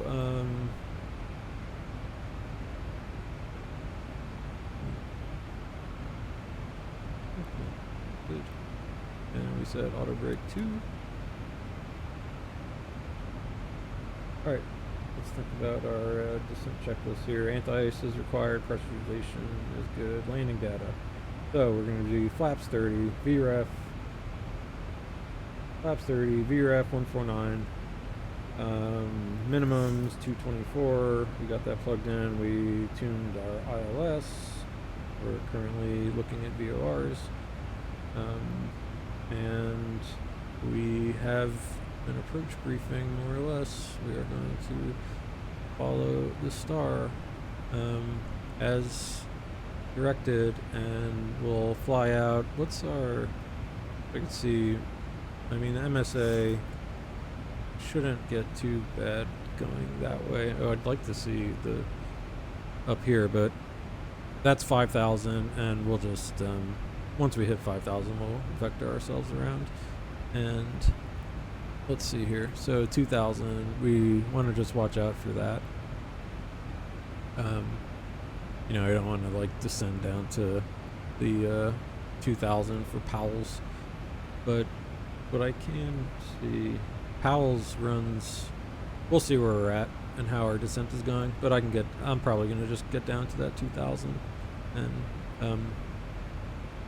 come intercept and take that down. It is a 3-degree glide slope. Okay.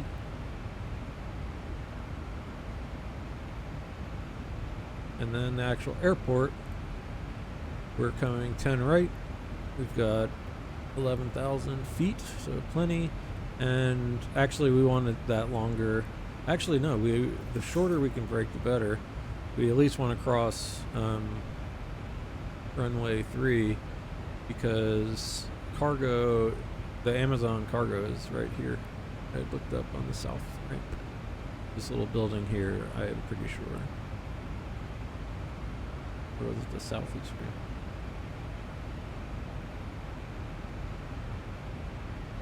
We can check.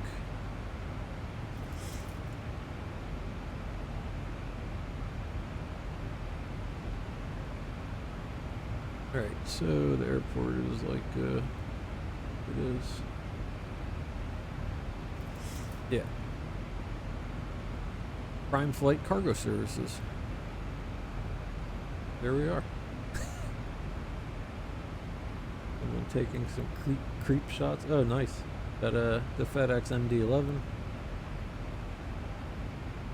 Amazon packages.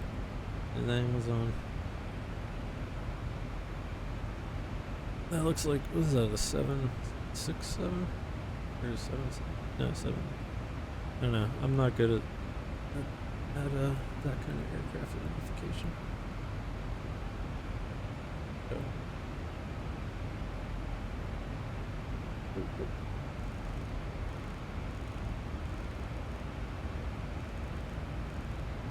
Alright, don't miss top of descent, dummy. Let's go flight level 240. Alright, FMC speed. Are we descending?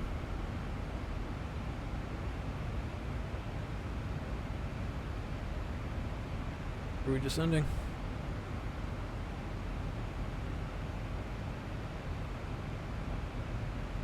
So now let's start.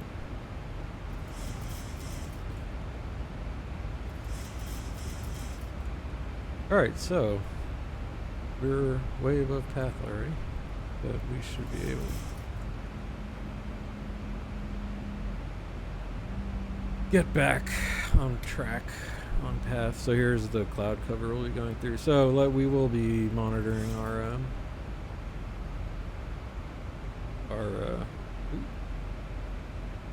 speeding.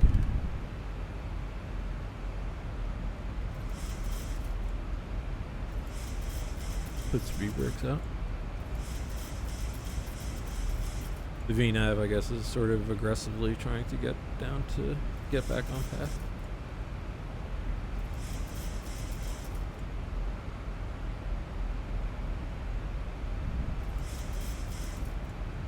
Right. We are doing it. So while we are descending, so we're coming back on path. I'm gonna go ahead and put the speed brakes back in, and go ahead and clear out this Moxie fix, and I want runway 10 right. Put that fixed in and give me 20.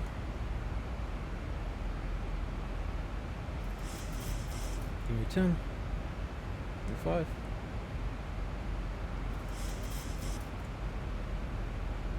Alright, so we can see our stuff coming in.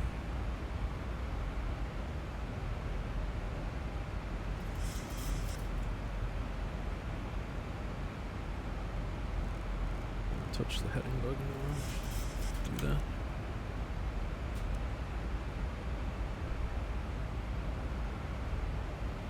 Okay. Did our calculations. Did our descent checklist. Once we set the local, once we pass 18,000. Yeah, excuse me, sorry. Right into the microphone.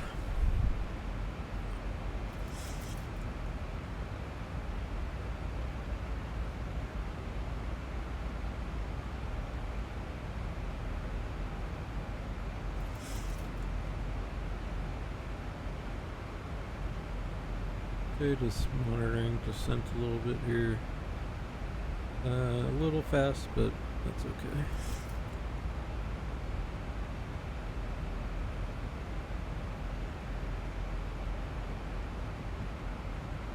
Alright, since it looks like we should be good here, I'm going to get us down to, I'm going to dial in the next one, 16.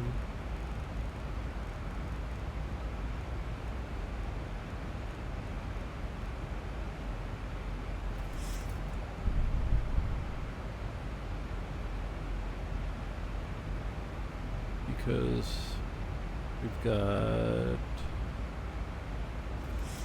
12 nautical miles, only need to lose that, so yeah, we're good.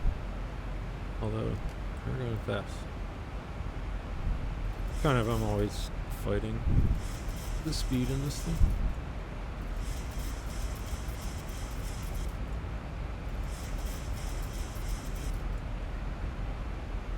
Alright, speed brake back in. Just want to try and keep it a little bit closer than it kind of usually has been on my last few flights.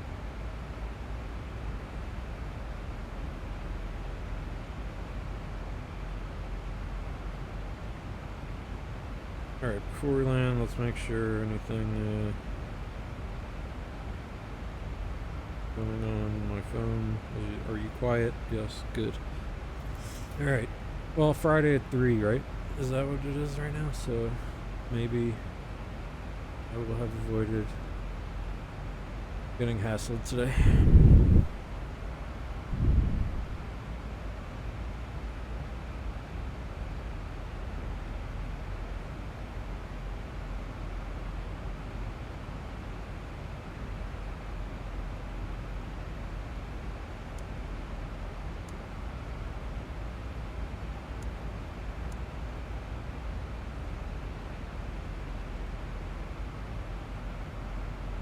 Alright, looks like let's see what happens once we get to this cloud layer.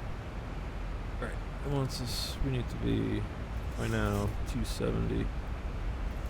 And so 210 there, but we just need to be, speed restriction is just jet aircraft, descend view until 280, then advise at 250, timbers 70. Works. I'm gonna put the speed brake in. And I am going to, at this point, I'm gonna put that 11,000 in.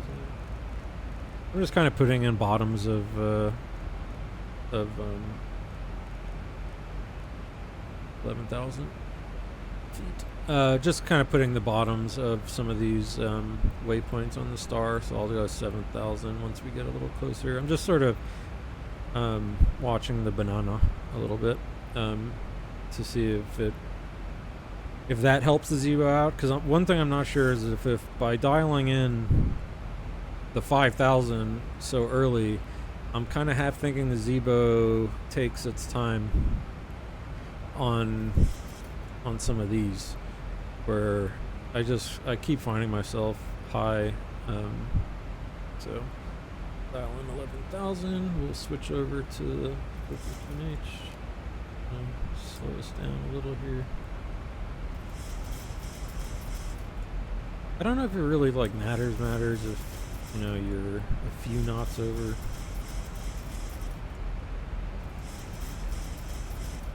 270. Alright, speed break in. Alright, we are passing 18,000, so I'm going to go ahead and switch to local QNH, and we can do our... I think now I can do my approach checklist. Yeah, because actually I do want to turn on my lights now. Probes. Alright, cool. So, approach, nav radios are set. We got those VORs in. Our ILS is set. I'll switch over to that in a moment. Missed approach procedure is in, so we can set. So 5,000 is what we'll want to eventually be, but 1,100, 5,000. Cool. Yeah. And that's programmed so we can fly it with LNAV at the very least. Alright. Oh. Seatbelts can come on. Alright, so it's +8. We are in clouds. +9. Anti-ice seems excessive for this. Alright, advance 2. So I'm gonna start helping us slow down. More speed brake. I'm gonna open up the speed window too, actually.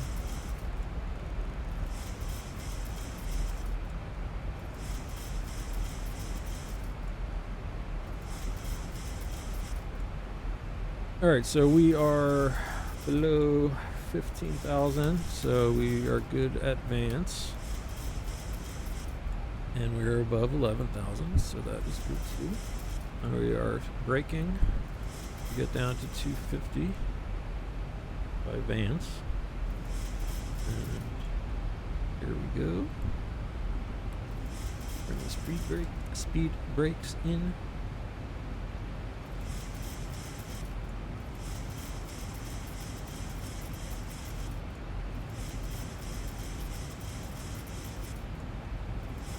Okay, so we want to be 7,000. Go ahead and dial on the next one. Yeah, and part of this I'm just kind of watching to see if this behavior changes anything. So 7,000 and then 5. And I will slow down, zero. Speed brakes.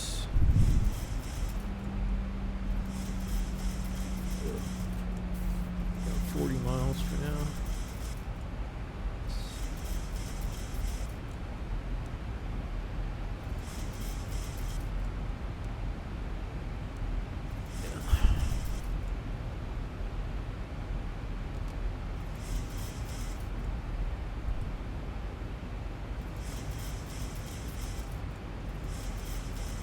And I gotta get down to 210.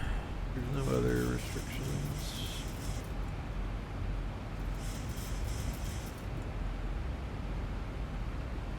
Flower full sail, 240. Does it have anything about that? 240? Well, it probably just doesn't want us to go that fast.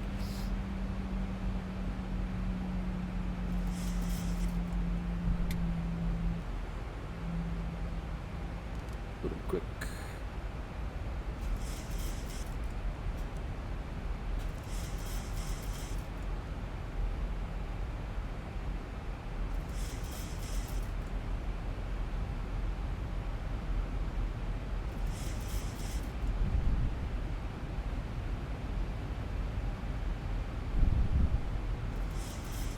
Okay, so we are 7 nautical miles from Flower. We need to just lose 1,000 feet, but we are gonna. Are we busting?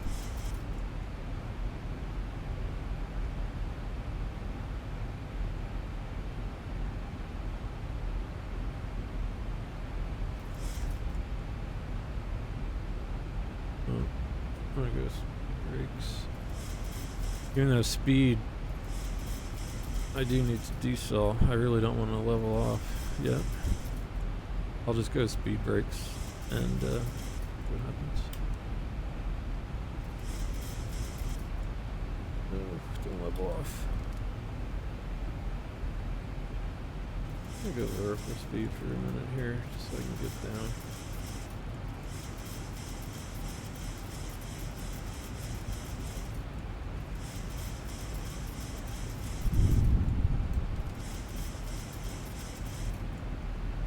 I hate busting these limits.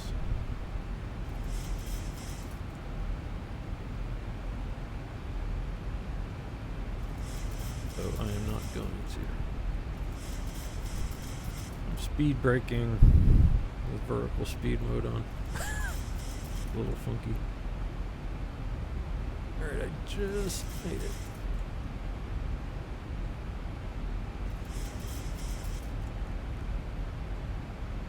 Alright, I'm gonna go back to VNav, open up the speed window. 240 is where I want to be. I'm gonna keep the speed brake out. I don't mind leveling off here right now. And get down to 5,000. Of course, this always happens, right? The phone. My wife, it's like I'm getting blown up. Blah, blah, blah. Oh, actually, it's just to tell me I have the house to... Oh, nice. Alright, speed brake can come in.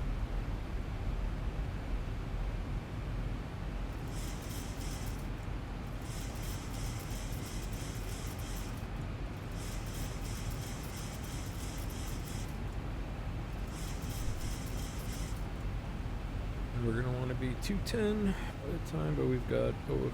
We've got about 20 miles. 2,000 feet. Leveling off. Or not.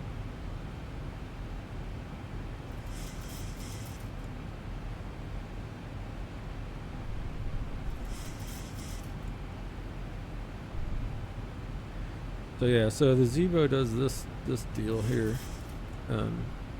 Well, we need to be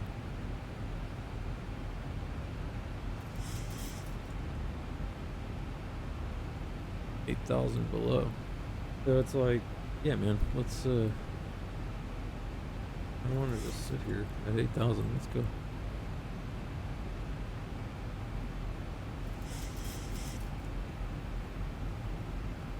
But see, it stays at that upper bound.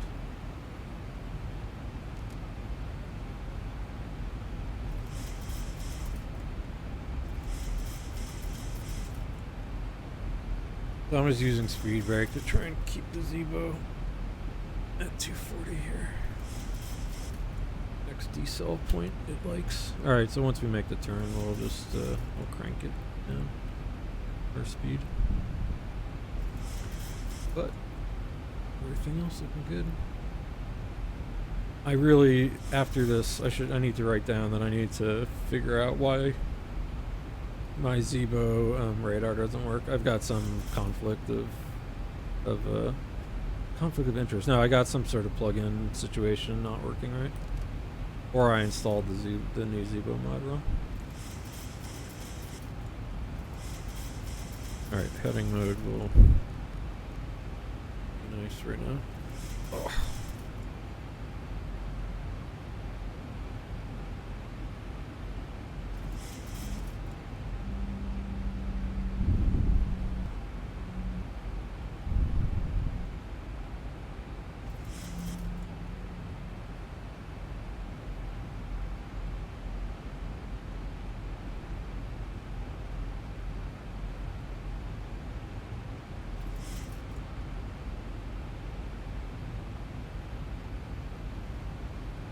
Alright, we are doing it.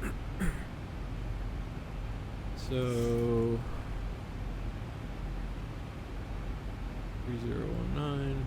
Oh, so the pressure has dropped. Technically.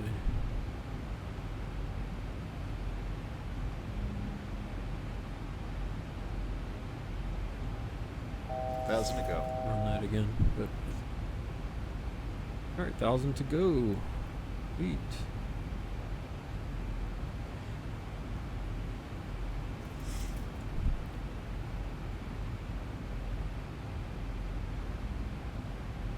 So remember to keep in mind we don't want to descend. We'd get so 2,000, so we don't want to like do 2,000 and screw ourselves over.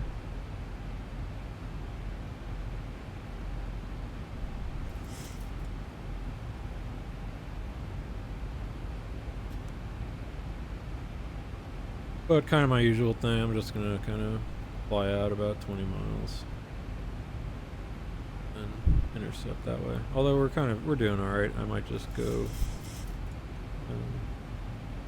I could just sort of, once I pass pub, I might just go direct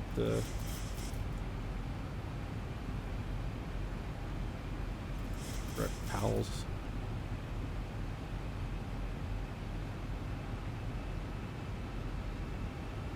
Okay, we're at the 5,000. Go down to 210.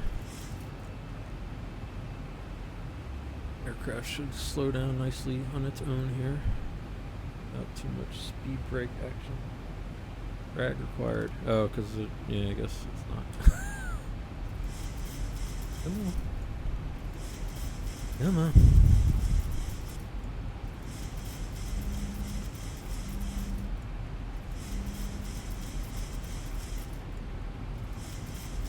Alright, so we just passed our little ring there that I like.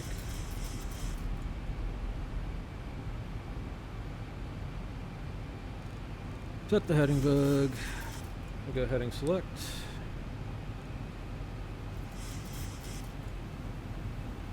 Let's say we got, well, let's just do this. Fly direct Powell's 2000. Execute. And I'm going to let LNAV do it for us here. And go back to LNAV and let me do a level change. Oh.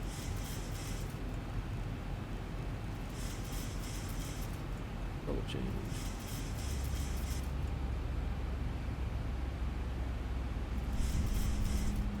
Alright, retard. LNAV MCP speed. Oh, and as you remember, let's watch our Zebo speeds.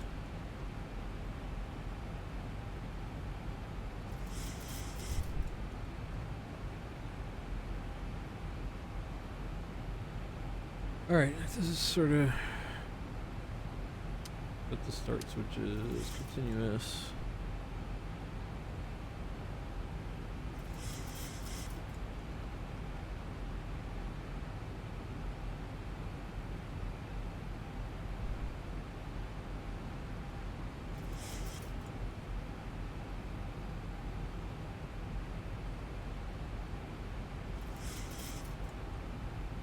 What I may actually do here is just come on, baby. I'll capture the ILS. Let me go ahead and arm the localizer. Oh, dumbass.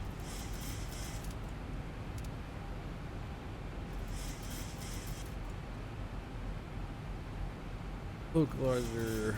Go ahead and that off the localizer. Go ahead and set approach too, because it's coming in. Glide slope. Good.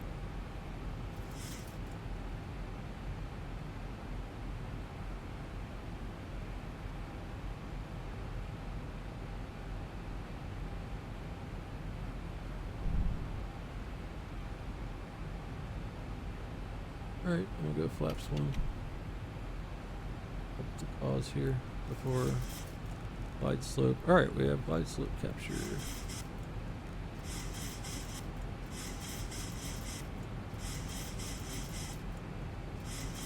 Arm the speed brakes.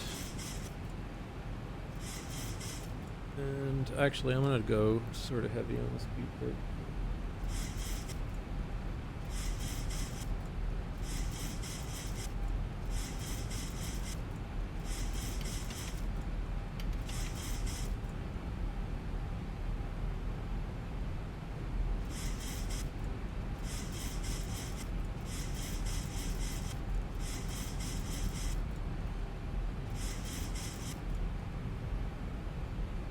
Alright, I need to help us slow down. I'm gonna go gear down.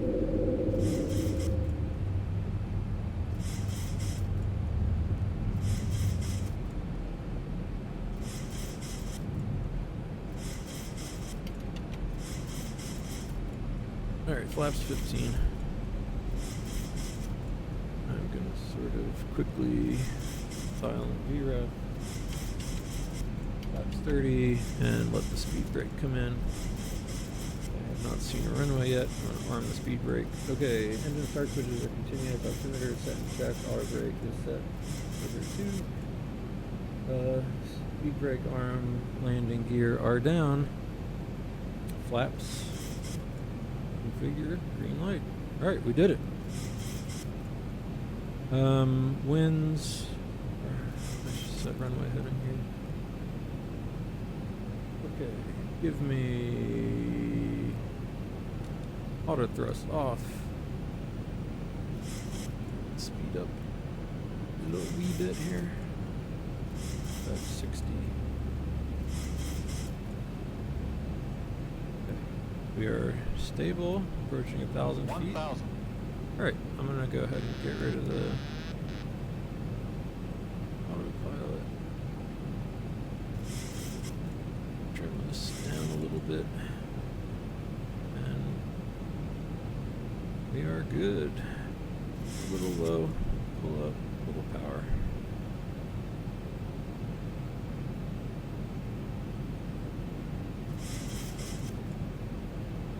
Trim feels pretty good right now. Right. A little high, so let's correct. 500. Right. 400. I'm not getting a wind reading, but great. 300. Approaching minimums. 200. 2 white. Minimums. Getting a little low. 100. Okay. 50. 40. 30. 20. 10. Come on, baby. Alright, brakes, reversers, spooling up,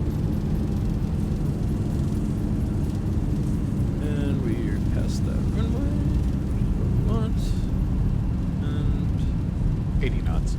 alright, 80 knot check, manual brakes. I'm gonna get us off right here, put engines back,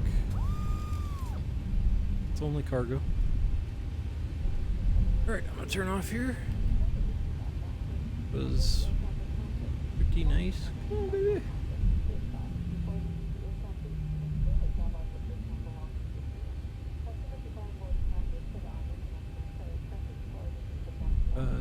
Let's stop here real quick because I don't know where I'm going. Probably not supposed to. It's probably fine. Oop. All right. That was pretty damn good, guys. Alright, spoilers come up, let's just clean up, flaps come up.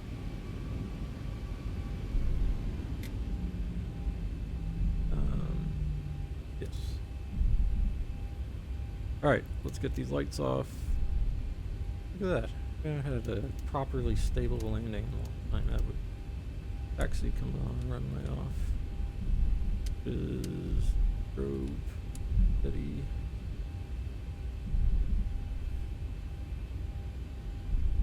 Weather radar off. Terrain radar off.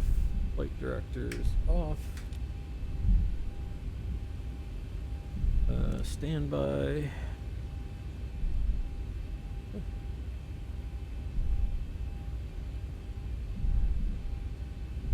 So, Portland, we did it. Got pine trees.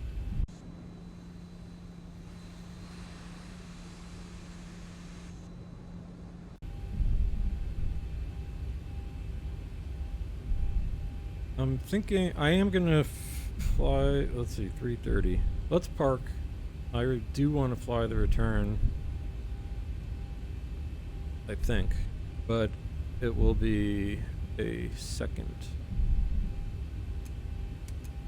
stream because I think once I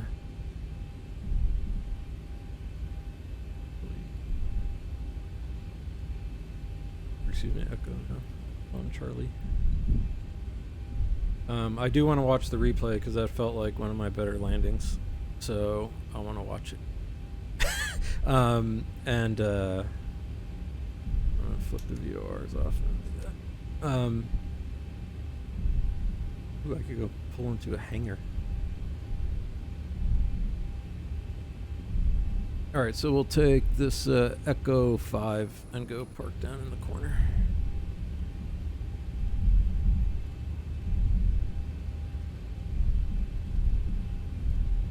Hey, fine.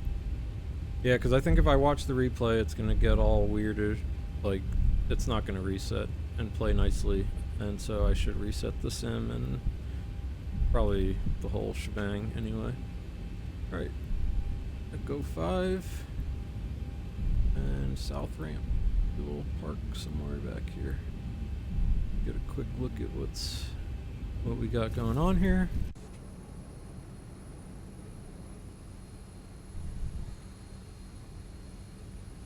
So that's the Amazon cargo over there,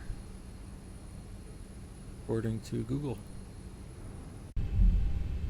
It's you don't gotta come in too hot.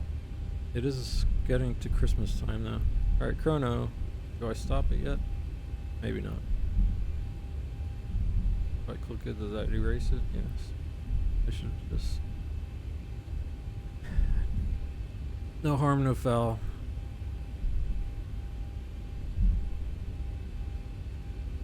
Do we have any parking spots per se here?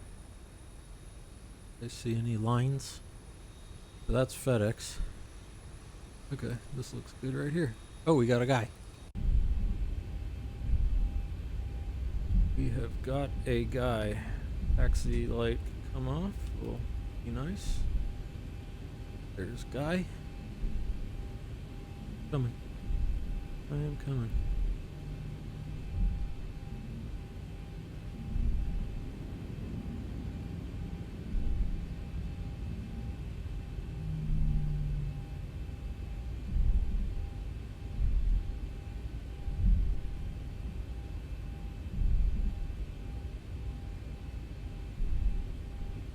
Really?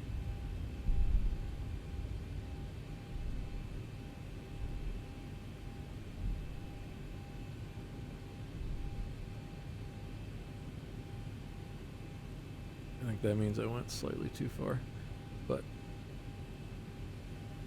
that is fine with me. All right, parking brake is set. Levers down, all that stuff.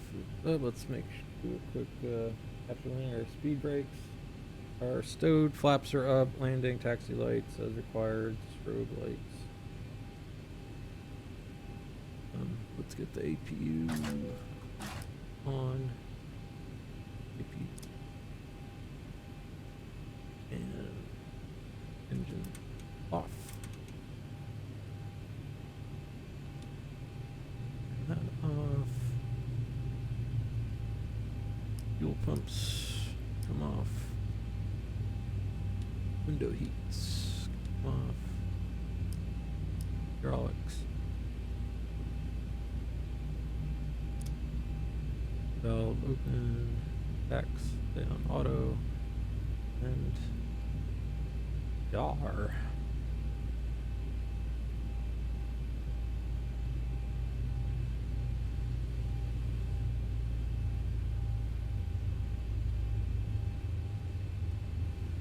Okay, let's get a ground services GPU. Let's set the chocks.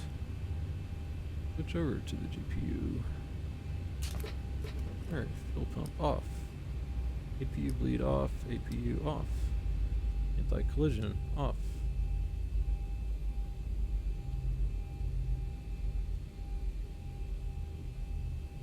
Yep, that's like shut down state to me. They're off.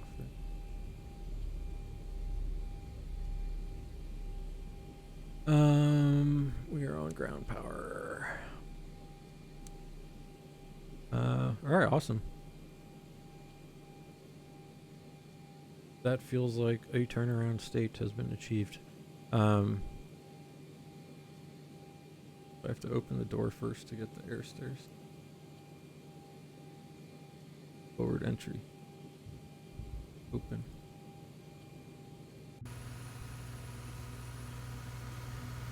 Oh, yeah, airs. I thought it was something else.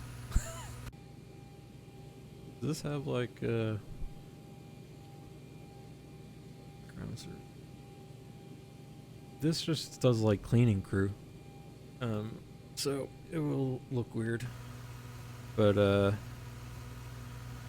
that hatch would open. That is nice about having the freighter version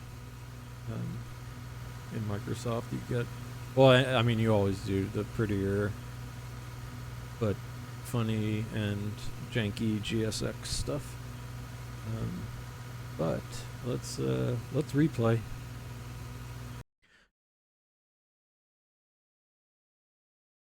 That was one of our better landings. Replay mode.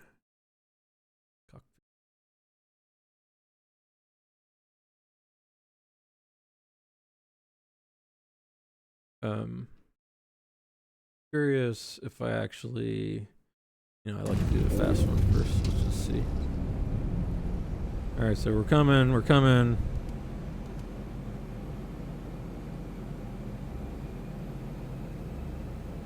Did I go? How bad did I go?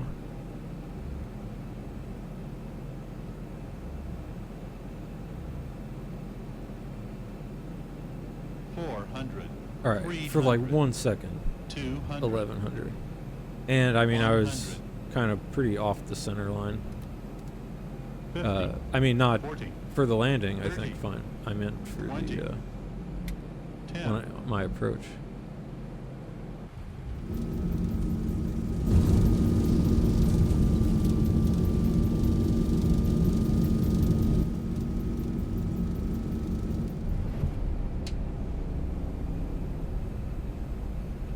Now,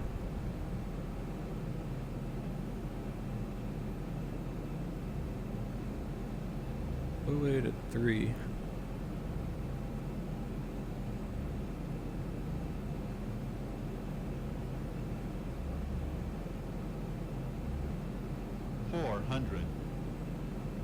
I wasn't really getting any actual crosswind indications. 300. I wonder if so when I looked down, I saw I didn't get any winds, but I think must have been getting a 200. slight push. 100. Those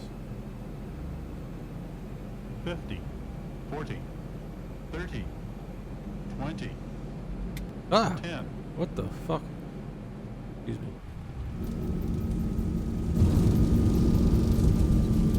Where did you come from, dude?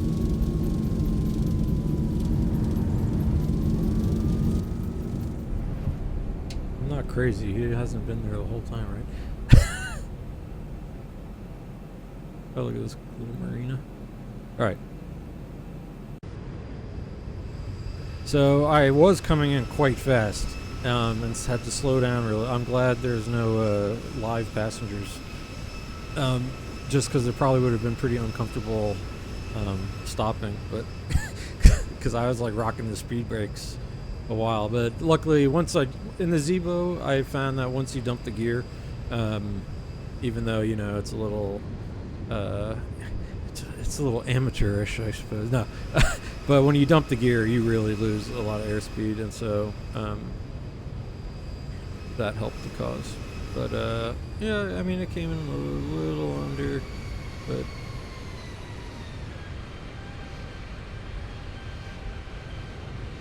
oh, yes. All right, we have to enjoy this a little bit because we land so bad. I land so bad.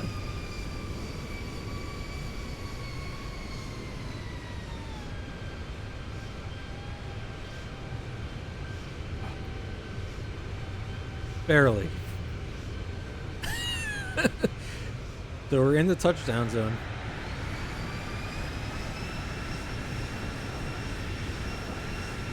And then we're wobbling all over the place. Trying to get the center line.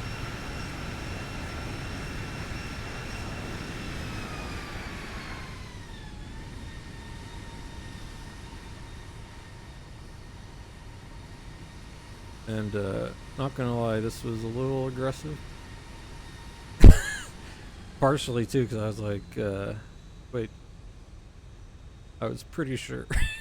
Go that way. It's not good to be pretty sure about things in aviation, but I was pretty sure that's where I was supposed to go. Then I had to figure out what the hell was going on. So let's run her back.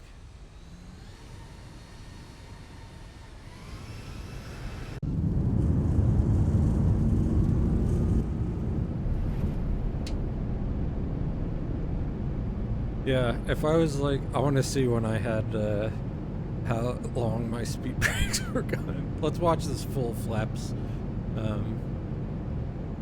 Because I really only started getting the flaps in or out by about 10 miles.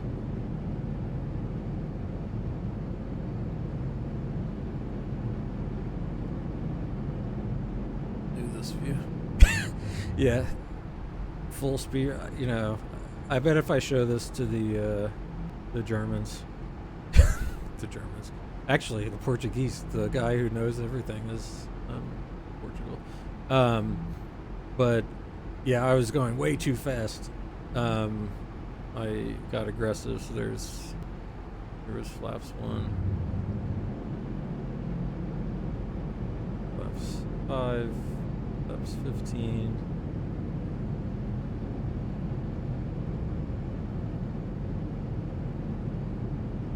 Oh wait. Now I feel like I am going in slow motion. Man, my dog is pissed. I will. Hey,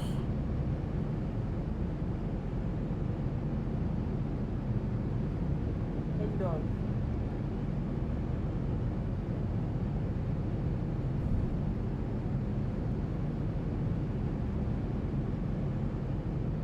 For some reason, this doesn't feel actual, but let's see how we're doing here.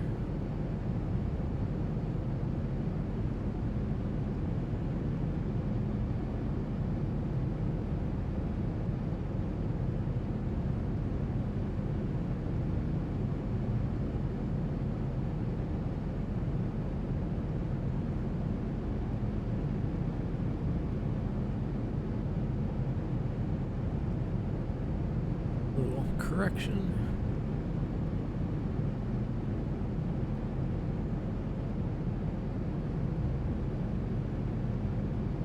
None the wiser.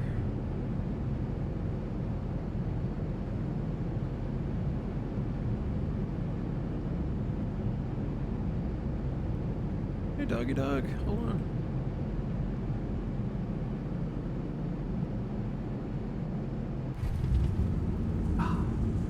Like I said, I'll take that. For me, if you've been following my stream for many years, yeah.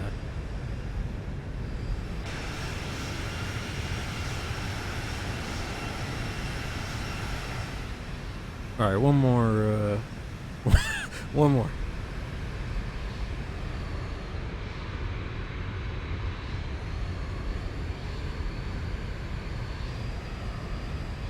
Kind of a cool view.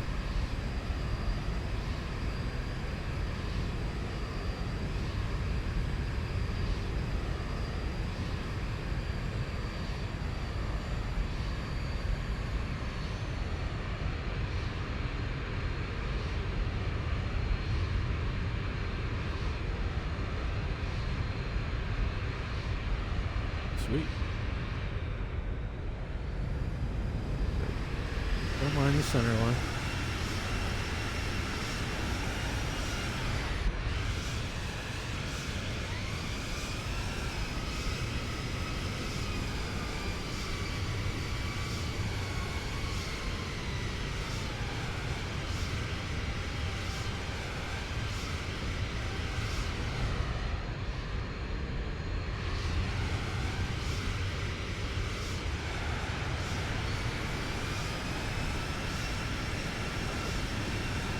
Right.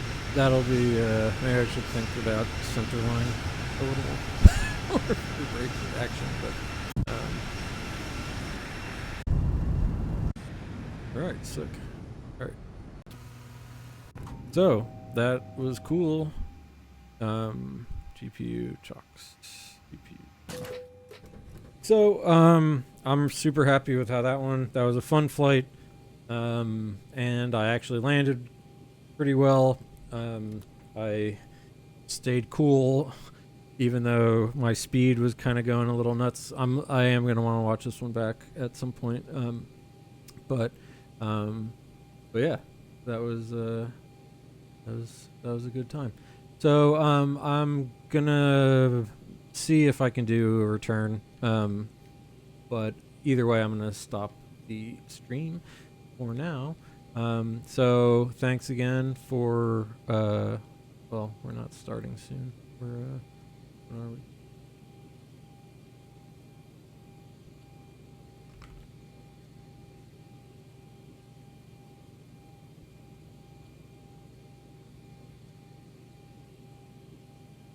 Okay, so, and ending up the stream, as usual, I'll give you a little, King Gizzard and the Lizard Wizard to play us off, and hopefully I will be back in a little while and do another flight while I attend to domestics and chores. Chorin, that's work. So I will see you possibly in a little while. Enjoy some King Gizzard and the Lizard Wizard. Sometimes I just feel like just a scumbag to everyone. I probably would have been better off, doing my own thing. You're no scumbag, man. I do like eating the scraps. You like chicken. I do like chicken. This one's about them chickens in the sky.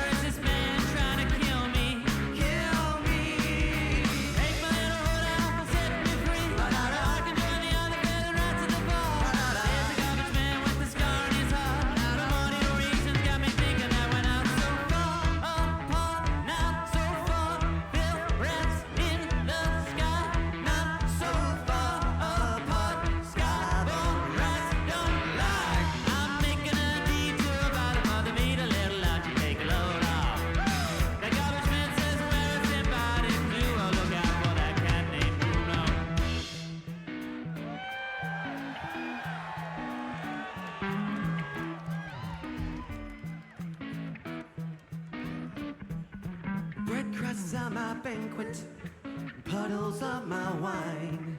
A revel in the present, each moment a lifetime. I need only fluff.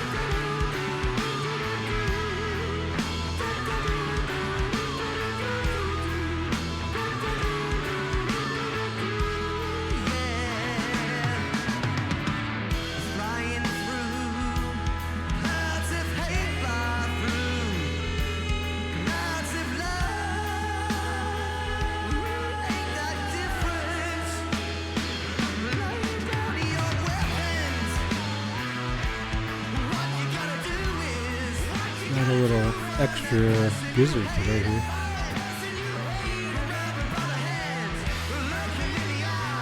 Alright, buddy.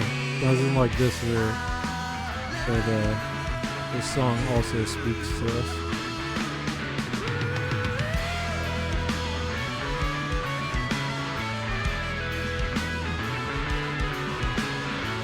They're getting fucked up daily.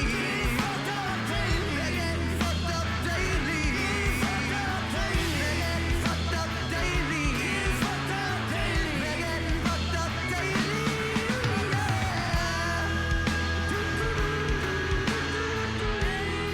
Alright, thanks again for tuning in. Hopefully I'll be back in a little while.